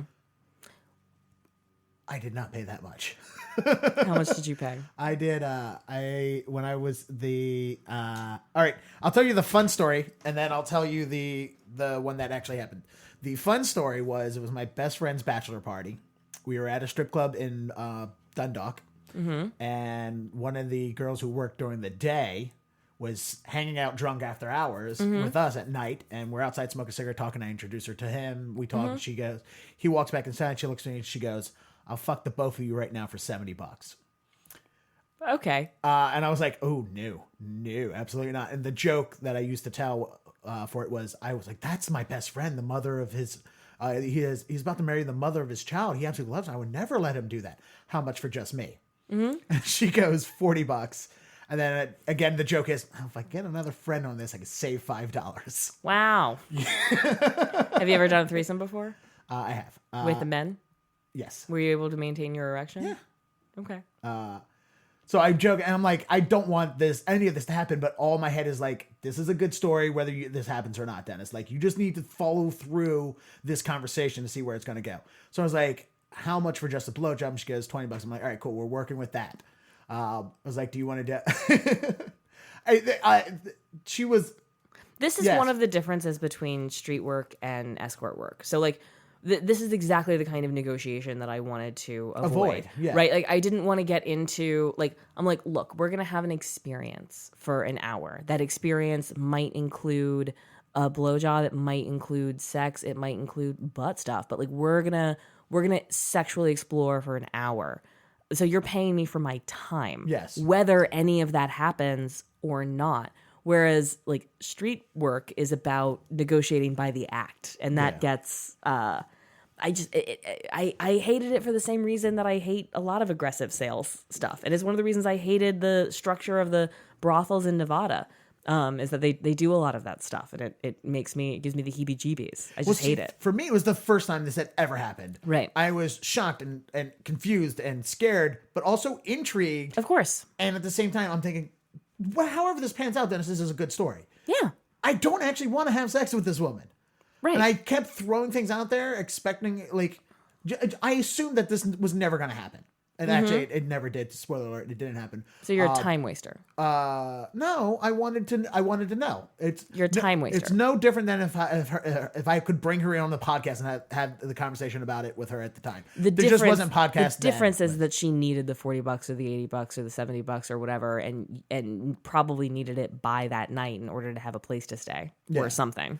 So what had happened was, I was like, all right, so do you want to do this in the bathroom of the club? Do we want to go to the car? Like, how does this work out? Mm-hmm. She goes, oh, we could do it in the car. And I'm like, fuck, I didn't drive.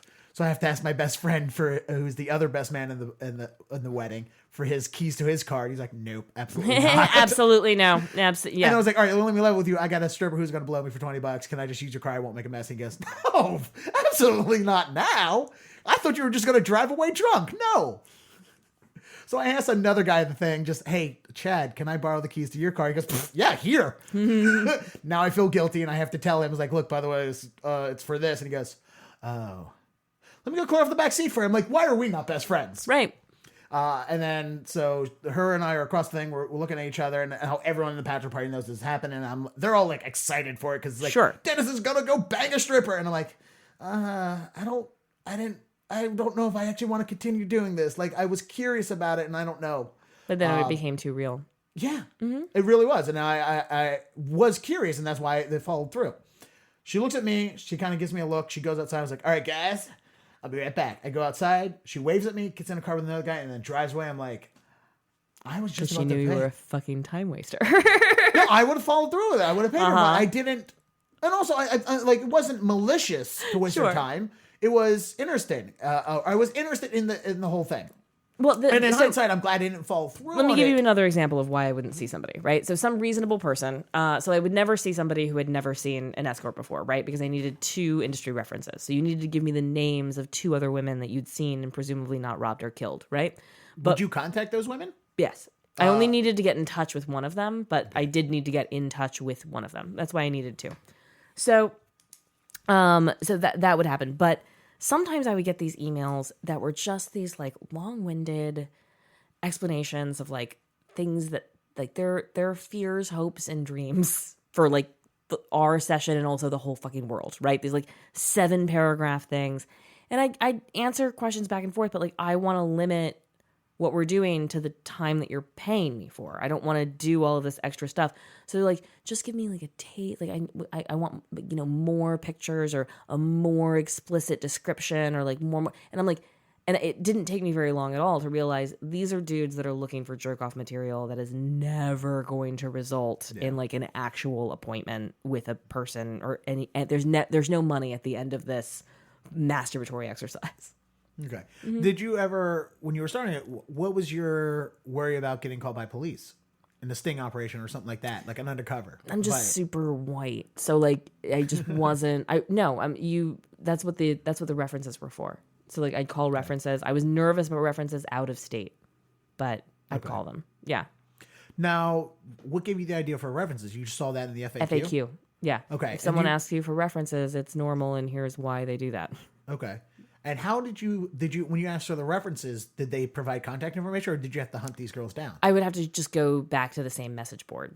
Okay. And so then I'd look them up that way, and then I would like use their work email. But the work email I would send would be like, hey, I'm another provider. I'm seeing so-and-so. Here's his email address. Did you guys spend time together? Is there anything I need to be worried about? Basically. Okay. And the sort of code of conduct among escorts was to reply to those emails and provide factual information. So what I would do when I would get those emails is plug his email into my search and look up our history to try to jog my memory as to whether or not we actually saw each other. And if I could give her a couple of descriptors or, some indication of like how the appointment went for me. Did you keep records of people? I mean, I had an email. Just the email. That was your only email. records. Yeah. You didn't like keep a diary or anything like that? No. Okay. Do people do that? Do some sex workers do that? Black books are... Black books? Yeah, black books. And a lot of us... It's weird because some of us are using, the internet, and some of us are fearful of that for really good reasons because it's really hard to keep things actually secure. I mean, I think Facebook is spying on me right now because I downloaded their messenger. So, like... Yeah, no. The reason I asked that is I come from a family of bookies. Mm-hmm. My father was a bookie. My father took NFL bets. My uncle did it for a very long time, like just running numbers, which is the lottery. You basically pay out. You take bets from people on the lottery numbers, and what the lottery numbers hit, you pay out. Mm-hmm. My brother did sports bets for a long time, so I come from a long line of bookies, and my uncle kept a book of all the names and numbers and all the bets and stuff. And if you found his black book, that he kept in his pocket. It's a record of everything, and he would be screwed. But he had to always keep a record.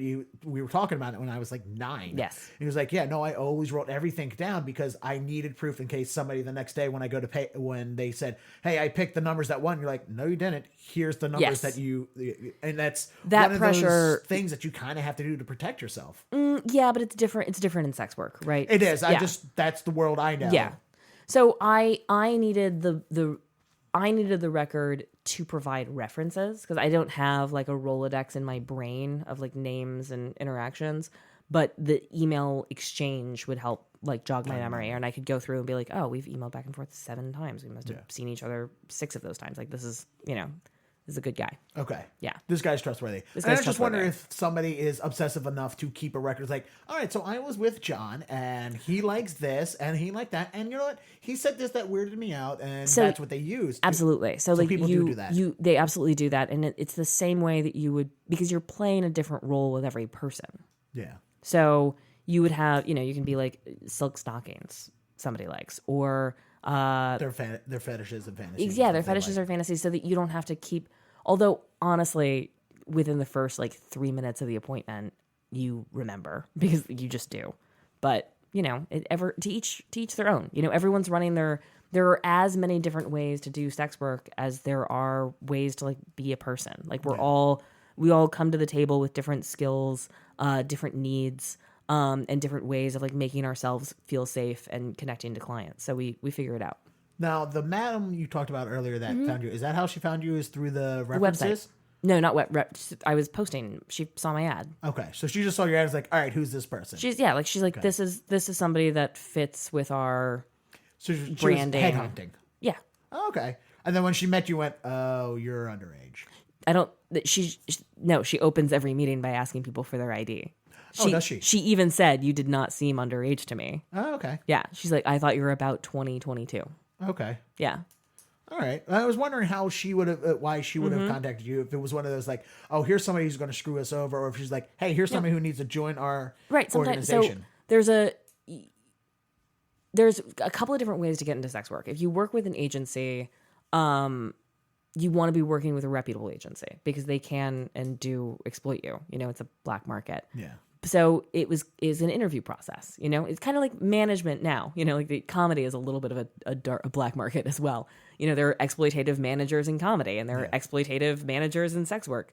But I liked this woman's sales pitch, which is that she did it for years. She knows it inside and out. Her first priority is the girls. And that proved to be true in the year that we worked together. There was never a moment where I told her that I was uncomfortable or that I didn't want to do something that she never pushed, ever. She always took my side on any disagreements. And she always, I liked working with this woman. She was a good egg. Was she the only person that you worked for? Mm-hmm.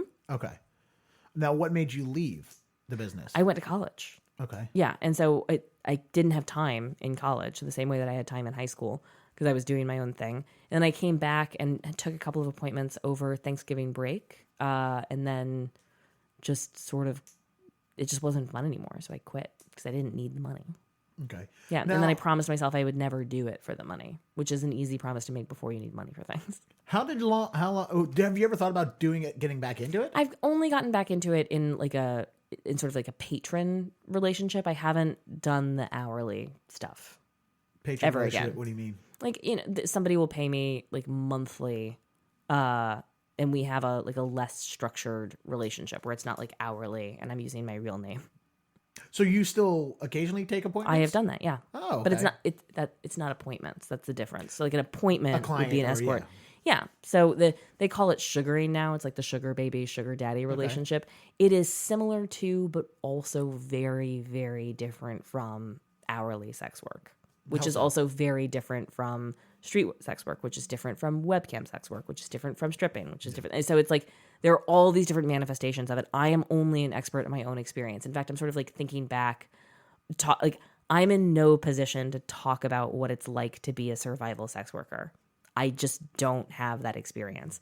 I've met people that have done that. I've met a lot of really cool, smart women that I respect who have done survival sex work that I consider friends of mine, but I can't speak to that experience. Okay. If that makes sense. No, yeah, I understand. Yeah. It's not your bag. Yeah, it would sort of be like me talking about like yeah. what it would be like to be in an orphanage. Like I just don't know. Yeah. Yeah. But so how long until you started telling people that you did that?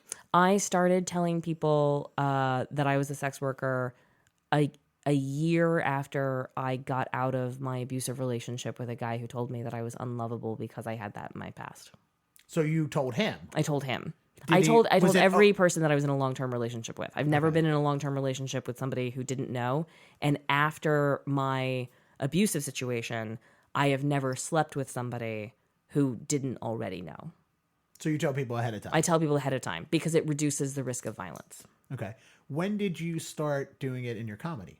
Right around that time, a year after. So you started comedy right after the relationship, and basically, No. I moved to New York to do comedy, which is when I met this guy and got into this abusive relationship. He told me that this was an unacceptable part of who I am. I have this personality. I'm a fucking contrarian. So I started telling the story.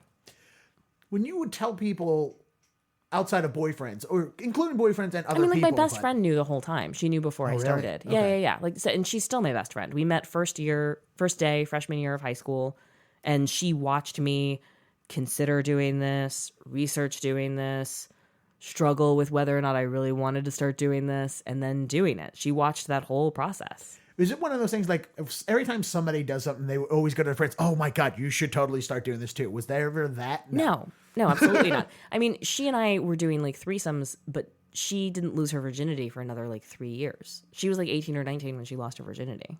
Okay. Whereas like I lost my virginity when I was 16. I started doing sex. Like we were both the same age. So she was a virgin watching me, navigate this weird world. Okay. Now, when you tell people that you did this, that it was in your past, not on stage, but when you're having a conversation with somebody, boyfriend, friends, if it comes up in a conversation in a bar, whatever. It comes up a lot. What are the faces of what are people's reactions to it? Is it confusion? People are shocked and confused because I don't fit the picture that they have of what a sex worker looks or sounds like, even though they don't actually know what sex workers look or sound like, Yeah. Are most people met with a curiosity about it? Yes, or? everyone is titillated. Everyone's curious. And it doesn't take people very long and I forgive people they're dumb questions. You know, when someone's like, you don't look like a sex worker, I'm just sort of like very patiently go like, well, how many sex workers do you know? Like, so it's, yeah. What are the things that people ask you? Because I know there's gotta, I'm sure I hit some of those shit questions that you've asked. You know, they want to know how much I charged. They want to know dumb questions like how many people I saw. And I'm like, I have no idea. Like, yeah, you couldn't have kept track yeah, of there's that. absolutely not. Yeah, I didn't have the bookkeeping skills of your father. You know, they want to know why would you do that? I was like, well, I really liked sex and I really liked money and I really liked freedom. And this was all of those things. The sex, I was living a double fucking life. I had thousands and thousands of dollars in cash on me at all times. At 17, that's crazy. That it was the dream. So when you started doing it on stage, were you met with audiences that were shocked? Did you have trouble trying to figure out how to make the conversation funny? Yes, it took about a year for me to find my stage legs on this, and I'm still exploring ways to connect. I tend to talk about it very casually, and then I'll tell a couple of stories. My one woman show was the big hurrah. So that's the whole story of like why I started, how I started, what that looked like. You get to meet different clients that I had. You know, I talk about, you know, this madam person. I talk about other escorts that I worked and interacted with. You get to meet both my parents, you know, and so it's that. They're not in the one woman show. You mean no. I mean I play 12 characters, and so these are the characters that I Oh. Okay. And so you get to sort of see this world. So it's a character one woman show. Yes, Okay. yeah. It's not a stand-up special.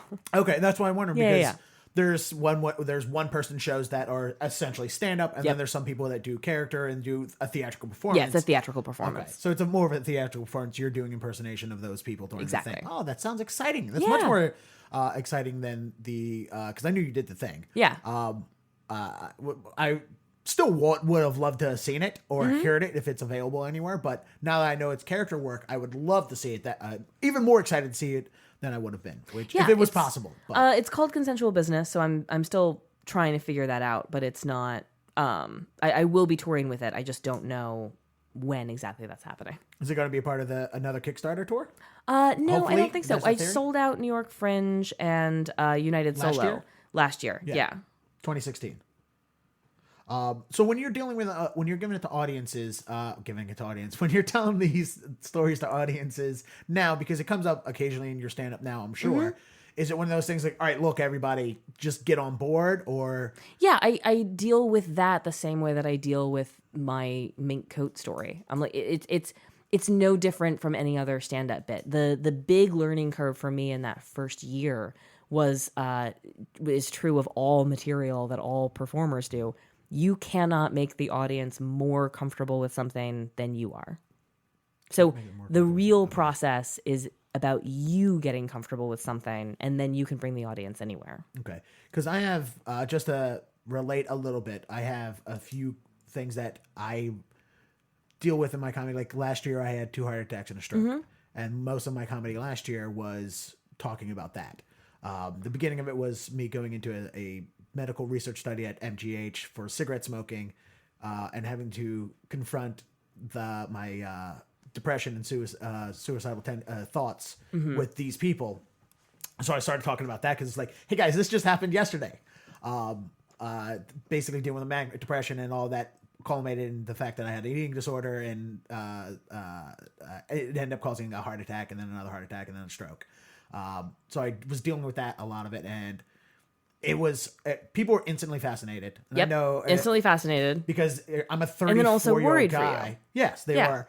34-year-old person that had a procedure done that people twice my age typically are the ones that are Yep. having. So that's where people would talk to me a lot after the show about stuff. So my intention is to write a one-man show about that, less character work, because it's only about me. Sure. I just haven't.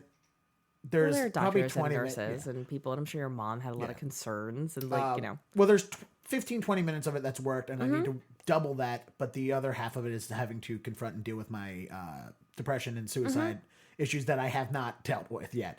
And that's the problem that I need to, I'm fine. But I have to deal with that stuff before I can start making jokes about it because I have no material to write jokes about. I don't think that's true. I think that you can just start talking about it and just let that process be messy. That's what I did. I just started talking about it before I was ready. And then in absolute defiance of what my ex-fiance told me would be true. So I was like, let's go out and see, hypothesis. Kaytlin is unlovable and will be immediately socially ostracized if she ever tells anyone about this thing. Experiment. Just start talking about it. Yeah. Result. Nope.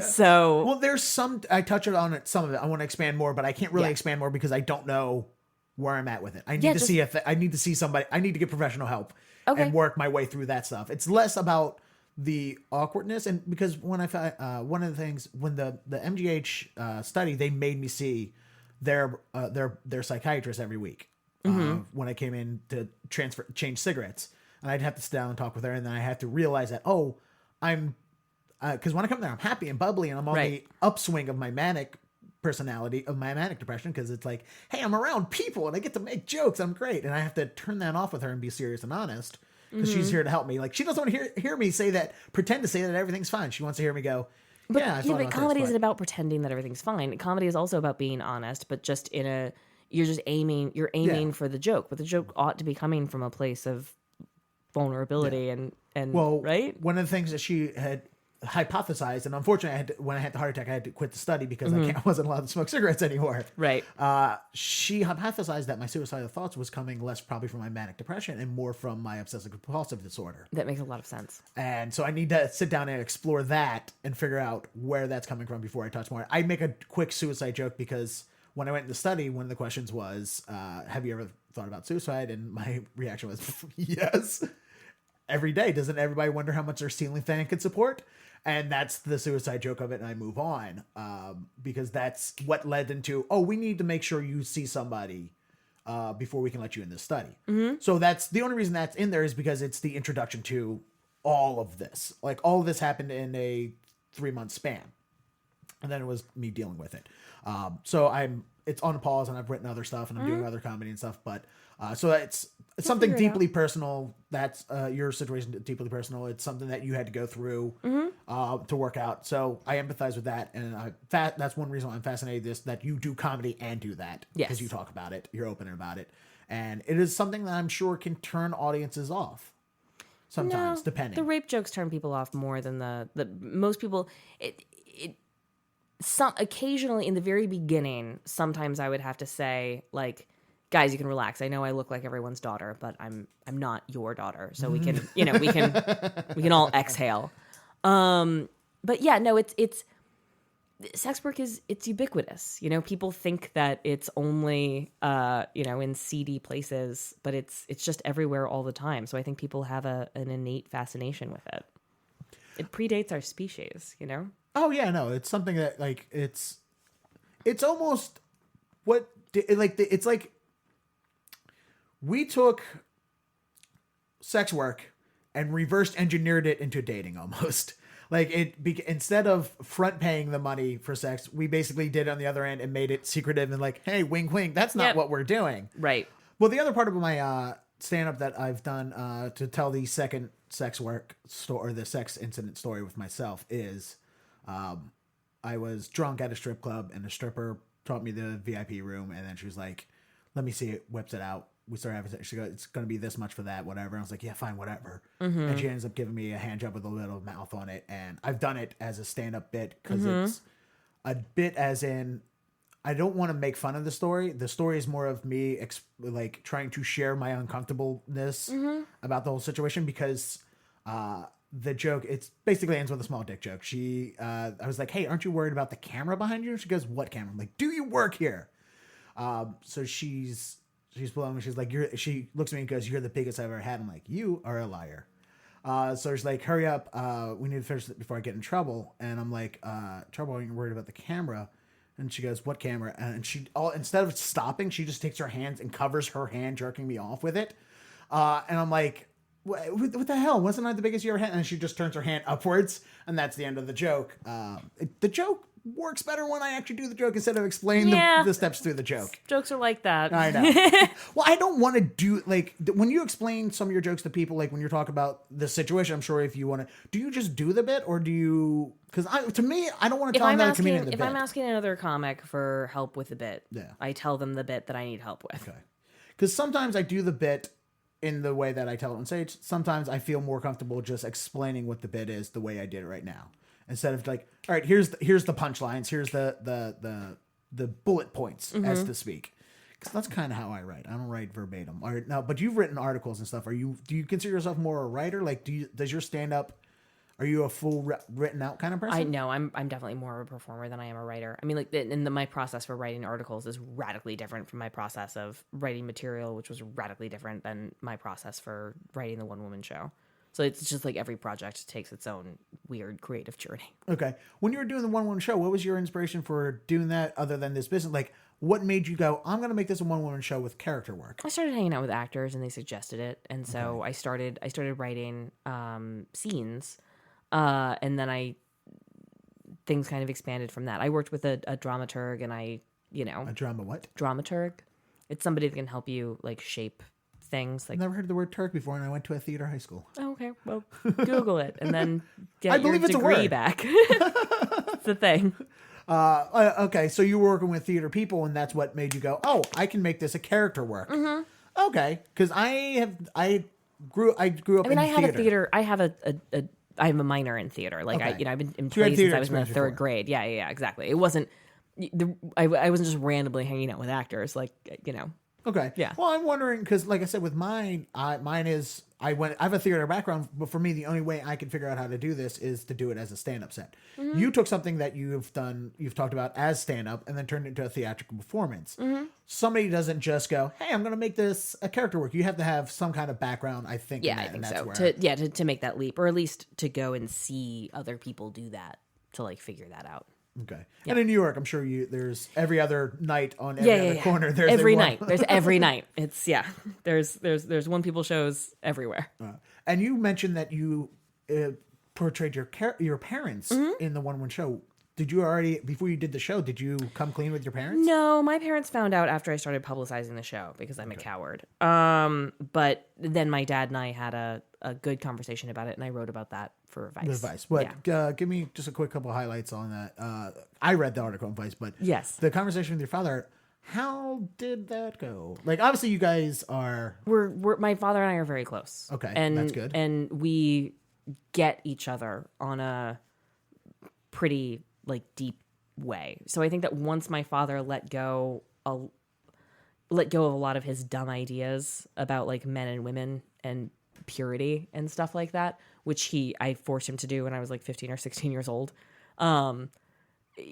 It was easier for him to connect, with his daughter that wanted to take risks and push boundaries and do the dangerous thing and see what I could get away with. And he understands it on that level. Yeah, they obviously didn't know any of it was going on until years after, yes. 10 years after or something like that. Yeah, a decade later. Was it one of those, at what point did you like, I have to talk to them about this? Like, did they say something? We still haven't talked about it. I mean, Okay. like my dad and I have talked about it peripherally, and we've had the conversation that I outlined in the Vice article, but like my mom and I are still skirting that issue. She like won't come to the show. I don't think she's read any of my pieces about it. She just ignores it. Yeah. Has your dad seen it? No. No, so because they live in North Carolina still. They live in North Carolina.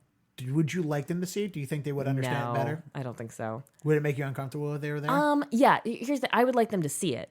I don't want to perform it in front of them. Okay. That's really what it is. So you guys are on speaking terms. You're amicable about it. It's something that happened. They agree. It happened. She's safe. She's fine. Exactly. It happened. She's safe and fine. Okay. Yeah. Is it one of those things that if somebody, like say a neighbor from down the street sees it because you go to tour it and they're like, hey, I saw Kaytlin's show. Yeah, my mother's childhood friends have all seen this show because she's from New Jersey, which is like super close to New York.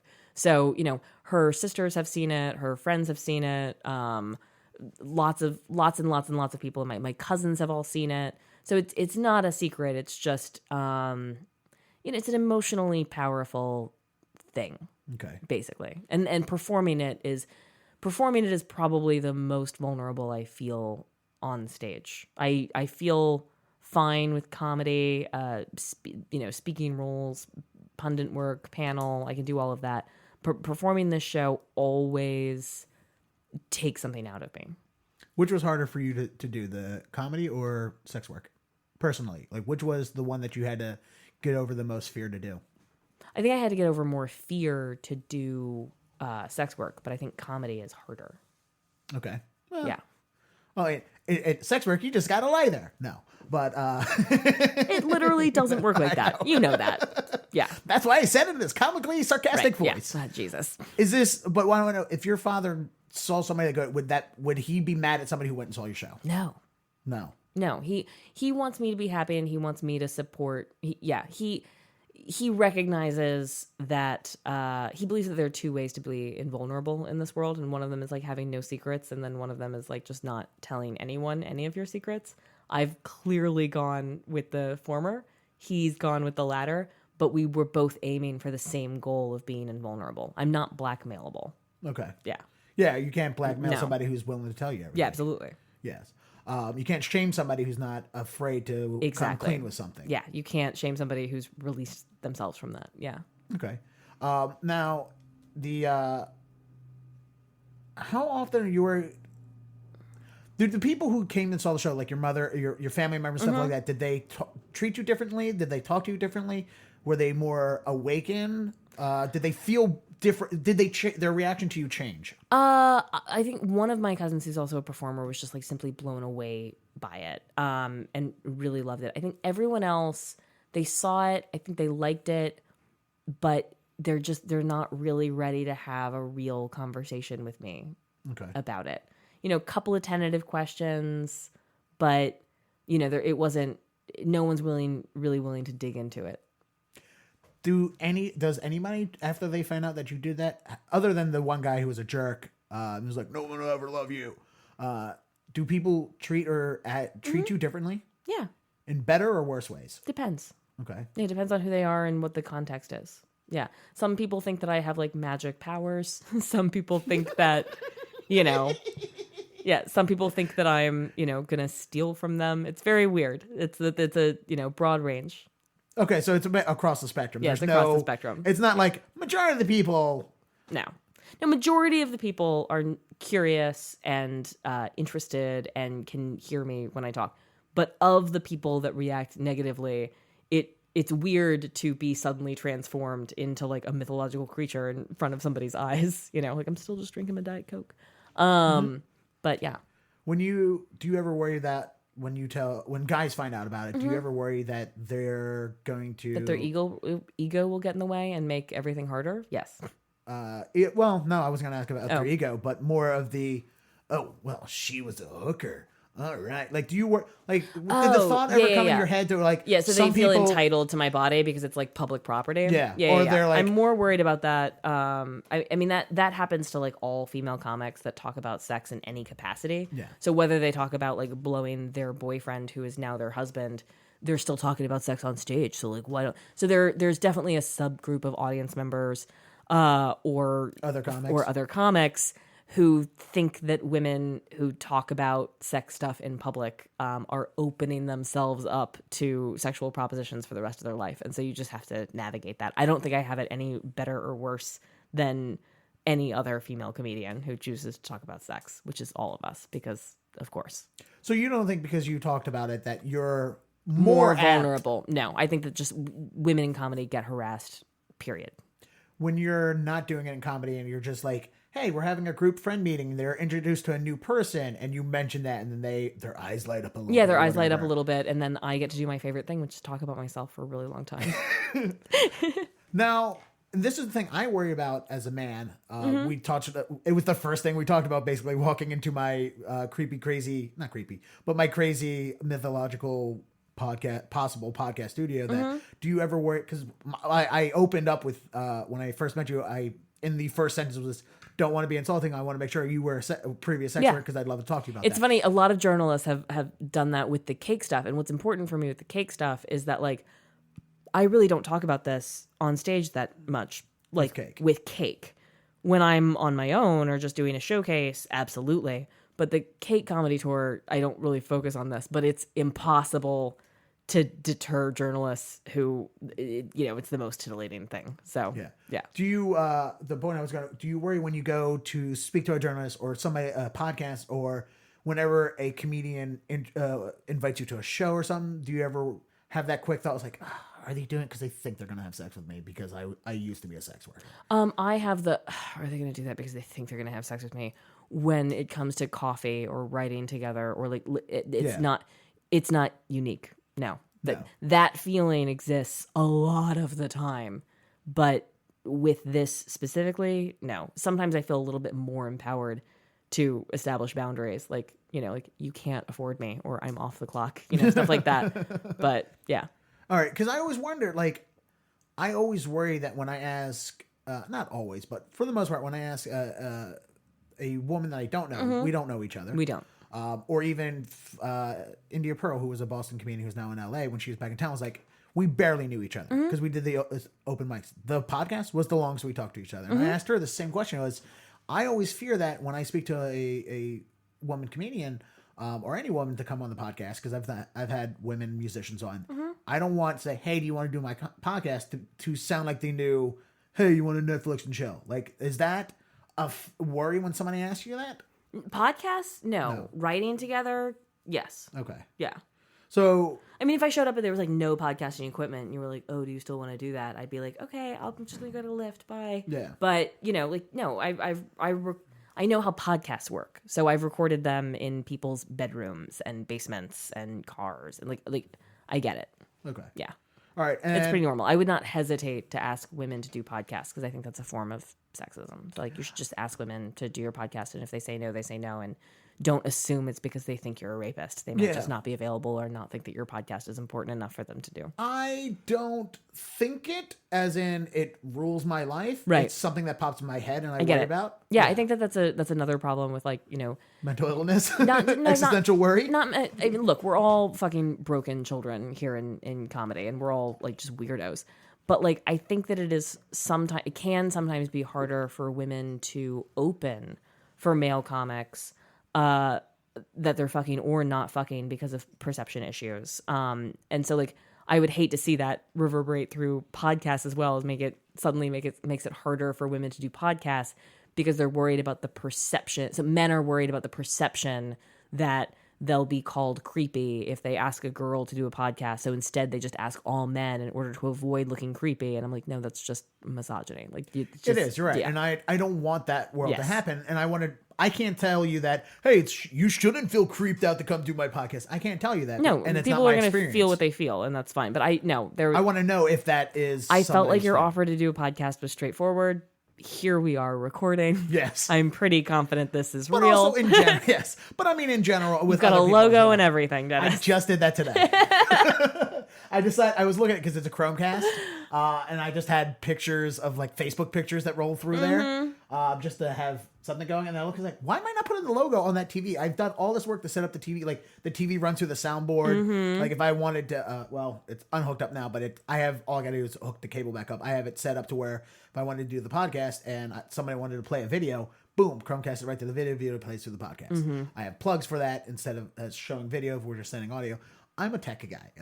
I make sure everything in this room was tech savvy. But okay. And let's wrap this up with, I'm sure the question that everyone's listening to this is like, just ask this question. What is the weirdest thing that clients have asked you to do? Weirdest or like kinkiest? Let's go with both answers. Okay. If it's a separate thing, I want both answers because I'm slightly intrigued, but less intrigued by everything else I asked. Sure. That question is more, I think, for everyone else listening. In my opinion. Okay. The truth of the matter is like I was working in the Research Triangle Park, 2004, 2005. I'm seeing mostly, tech people, a lot of PhDs, a lot of professors, professional judges, attorneys, like. And so many of those men feel so isolated in their own lives. They don't feel like they're connecting to their wife or children. They don't feel like they're connecting to their coworkers. They don't have friends. So it was very weird that like a huge, huge part of my job was making these men feel like less lonely in an existential way. Like they were really successful. Like all the metrics of their life equals success. I mean, they can spend $400 on a hooker. Like that's a metric. And they were just so unhappy. And so it led to these big lifelong regrets. So I felt like I spent a lot of time counseling men that their lives were not worthless just because they felt like a ghost in their own, in their own fucking lives. Was that surprising for you, or it was very surprising for me? You didn't expect that at all. I did not expect that. That wasn't in the FAQ on the website. No, it was not in the FAQ on the website. I did not expect the kind of emotional like black hole that a lot of these men were experiencing, and it's just so normal. Like these guys are just so normal, and that feeling of like not being seen by their own family, friends, and acquaintances seems really, really widespread. So that was the biggest revelation for me as a sex worker in terms of like kinkiest. One guy really got off on me talking down to him while stimulating his nipples. Yeah. Yep. Yeah, I'm He wanted me to talk down to him, and yeah. I'm very straightforward when it comes to sex, and I know that people have these things they need to have done for a reason. I just don't get even as something as simple as feet. I don't get, or like Asian fetishes. I just don't get that over just any other person. That blows my mind. What is the kinkiest thing that you ever heard somebody else do that you're like, oh, I would never have done that? I don't know how to answer that question. Like if you talk to other sex workers, after a show, a former sex worker comes to you, like, this one time a guy did this. Did you ever have a reaction? Here's something go, oh, I would, like something that's not unsafe, but it's like, oh, I would never do that. Like, sure. So like shitting is a thing that exists. I don't know that I could. I was never asked to pee or shit on command. I was always a little bit curious as to whether or not I could, if I'd be able to do that, like in a physical way. Like if I could will myself to like piss or shit on command. I don't even want to know if I could do that. Like, okay. If I love your curiosity that like, I'm curious. Could I possibly do that? Yeah. I don't even want to know the answer to that myself. Okay. If I was with a woman who wanted that, I don't even want to entertain that thought in my world. Oh, all right. So we're gonna end asking this. These weird questions. I want to know your experience. I want to know about you. It's not my experience. It's your experience that I'm curious about. So, all right, cool. I think that is up. Thank you for coming. Cool. Thank you so much for having me. Yeah, and so you guys are heading to Philadelphia tomorrow. Yeah, we're going to be in Philadelphia tomorrow at the Good Comedy Theater at 7 p.m. We're going to be at the DC Draft House in DC on the 25th. We're going to be at... which is Tuesday. Tuesday, yes. Okay. And then the 27th, Thursday, I think we're going to be at the Pittsburgh... we're going to be at the Arcade Comedy Theater. Then...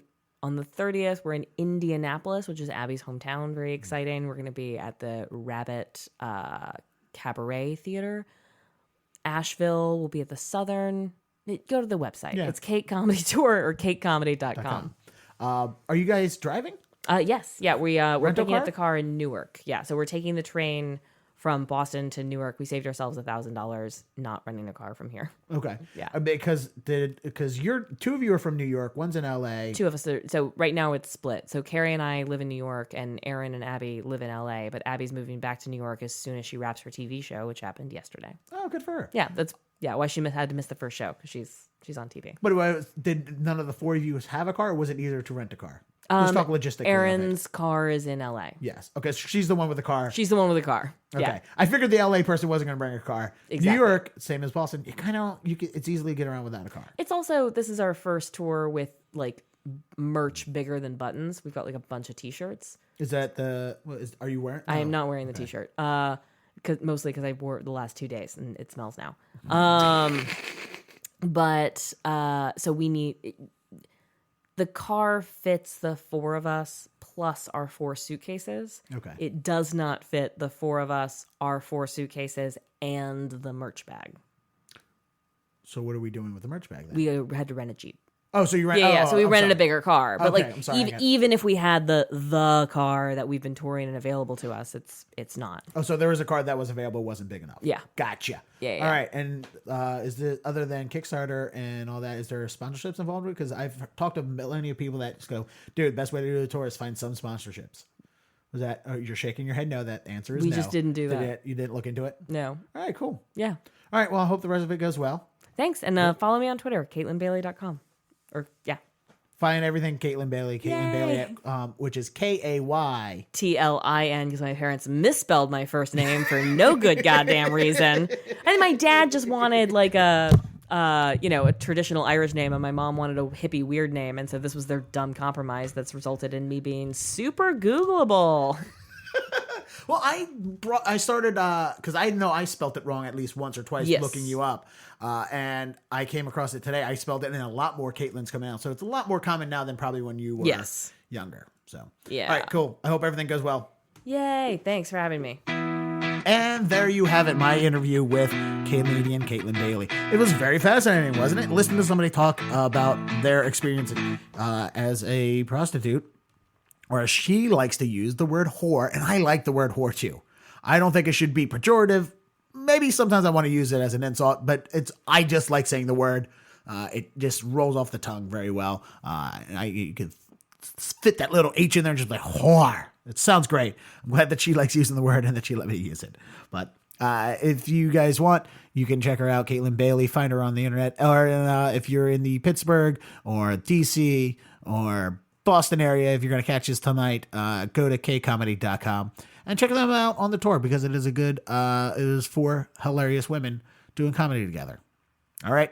Thank you so much again for listening. Sorry it's been a delay since the last episode. I've had some equipment issues, which I did not touch on in the opening, because I don't like to admit that sometimes I have tech problems. I am a person who takes good care of his stuff. I buy good stuff generally. Like, I know when I can buy something cheap that's good, or I can buy something cheap that is not good, but it doesn't matter. I spend money on things that I like to work for a long time, and that will take abuse if need be. So when stuff of mine just breaks, like computers or equipment or hard drive, external hard drives, when things fail me, I get very mad because I don't let things get broken. I take care of my stuff. So when something breaks, it's extremely frustrating for me. But that is not your problem. That's my problem. And I have a bank load of episodes that I needed to finish and edit and get on, and I couldn't because I had another computer issue, which I've had a lot of computer issues. And now I'm having an external hard drive issue. And you know what? I don't know what to do with it. I'm just going to make it at work as best as I can. So I'm on a backup laptop. I do have a new portable recorder, so I can get out of the studio and start doing more interviews. I should just do them out, get out of the studio and get people in. So I got to get back in the swing of things. And for those who are regular listeners, I apologize. Or even new listeners. Because I still talk to people. Oh, I have this podcast. You should listen to it. If you did listen to it, if you're a new listener, or if you hear from because Kaytlin Bailey, you wanted to hear Kaytlin Bailey's story, or anybody's story that has been a guest on the show, thank you so much for coming. I'm going to get everything hopefully back on track soon. But I'm glad I got this episode out, because it was fascinating and interesting, and I enjoyed every second of it. I hope you did as well. Thank you again for listening. Take care. Bye.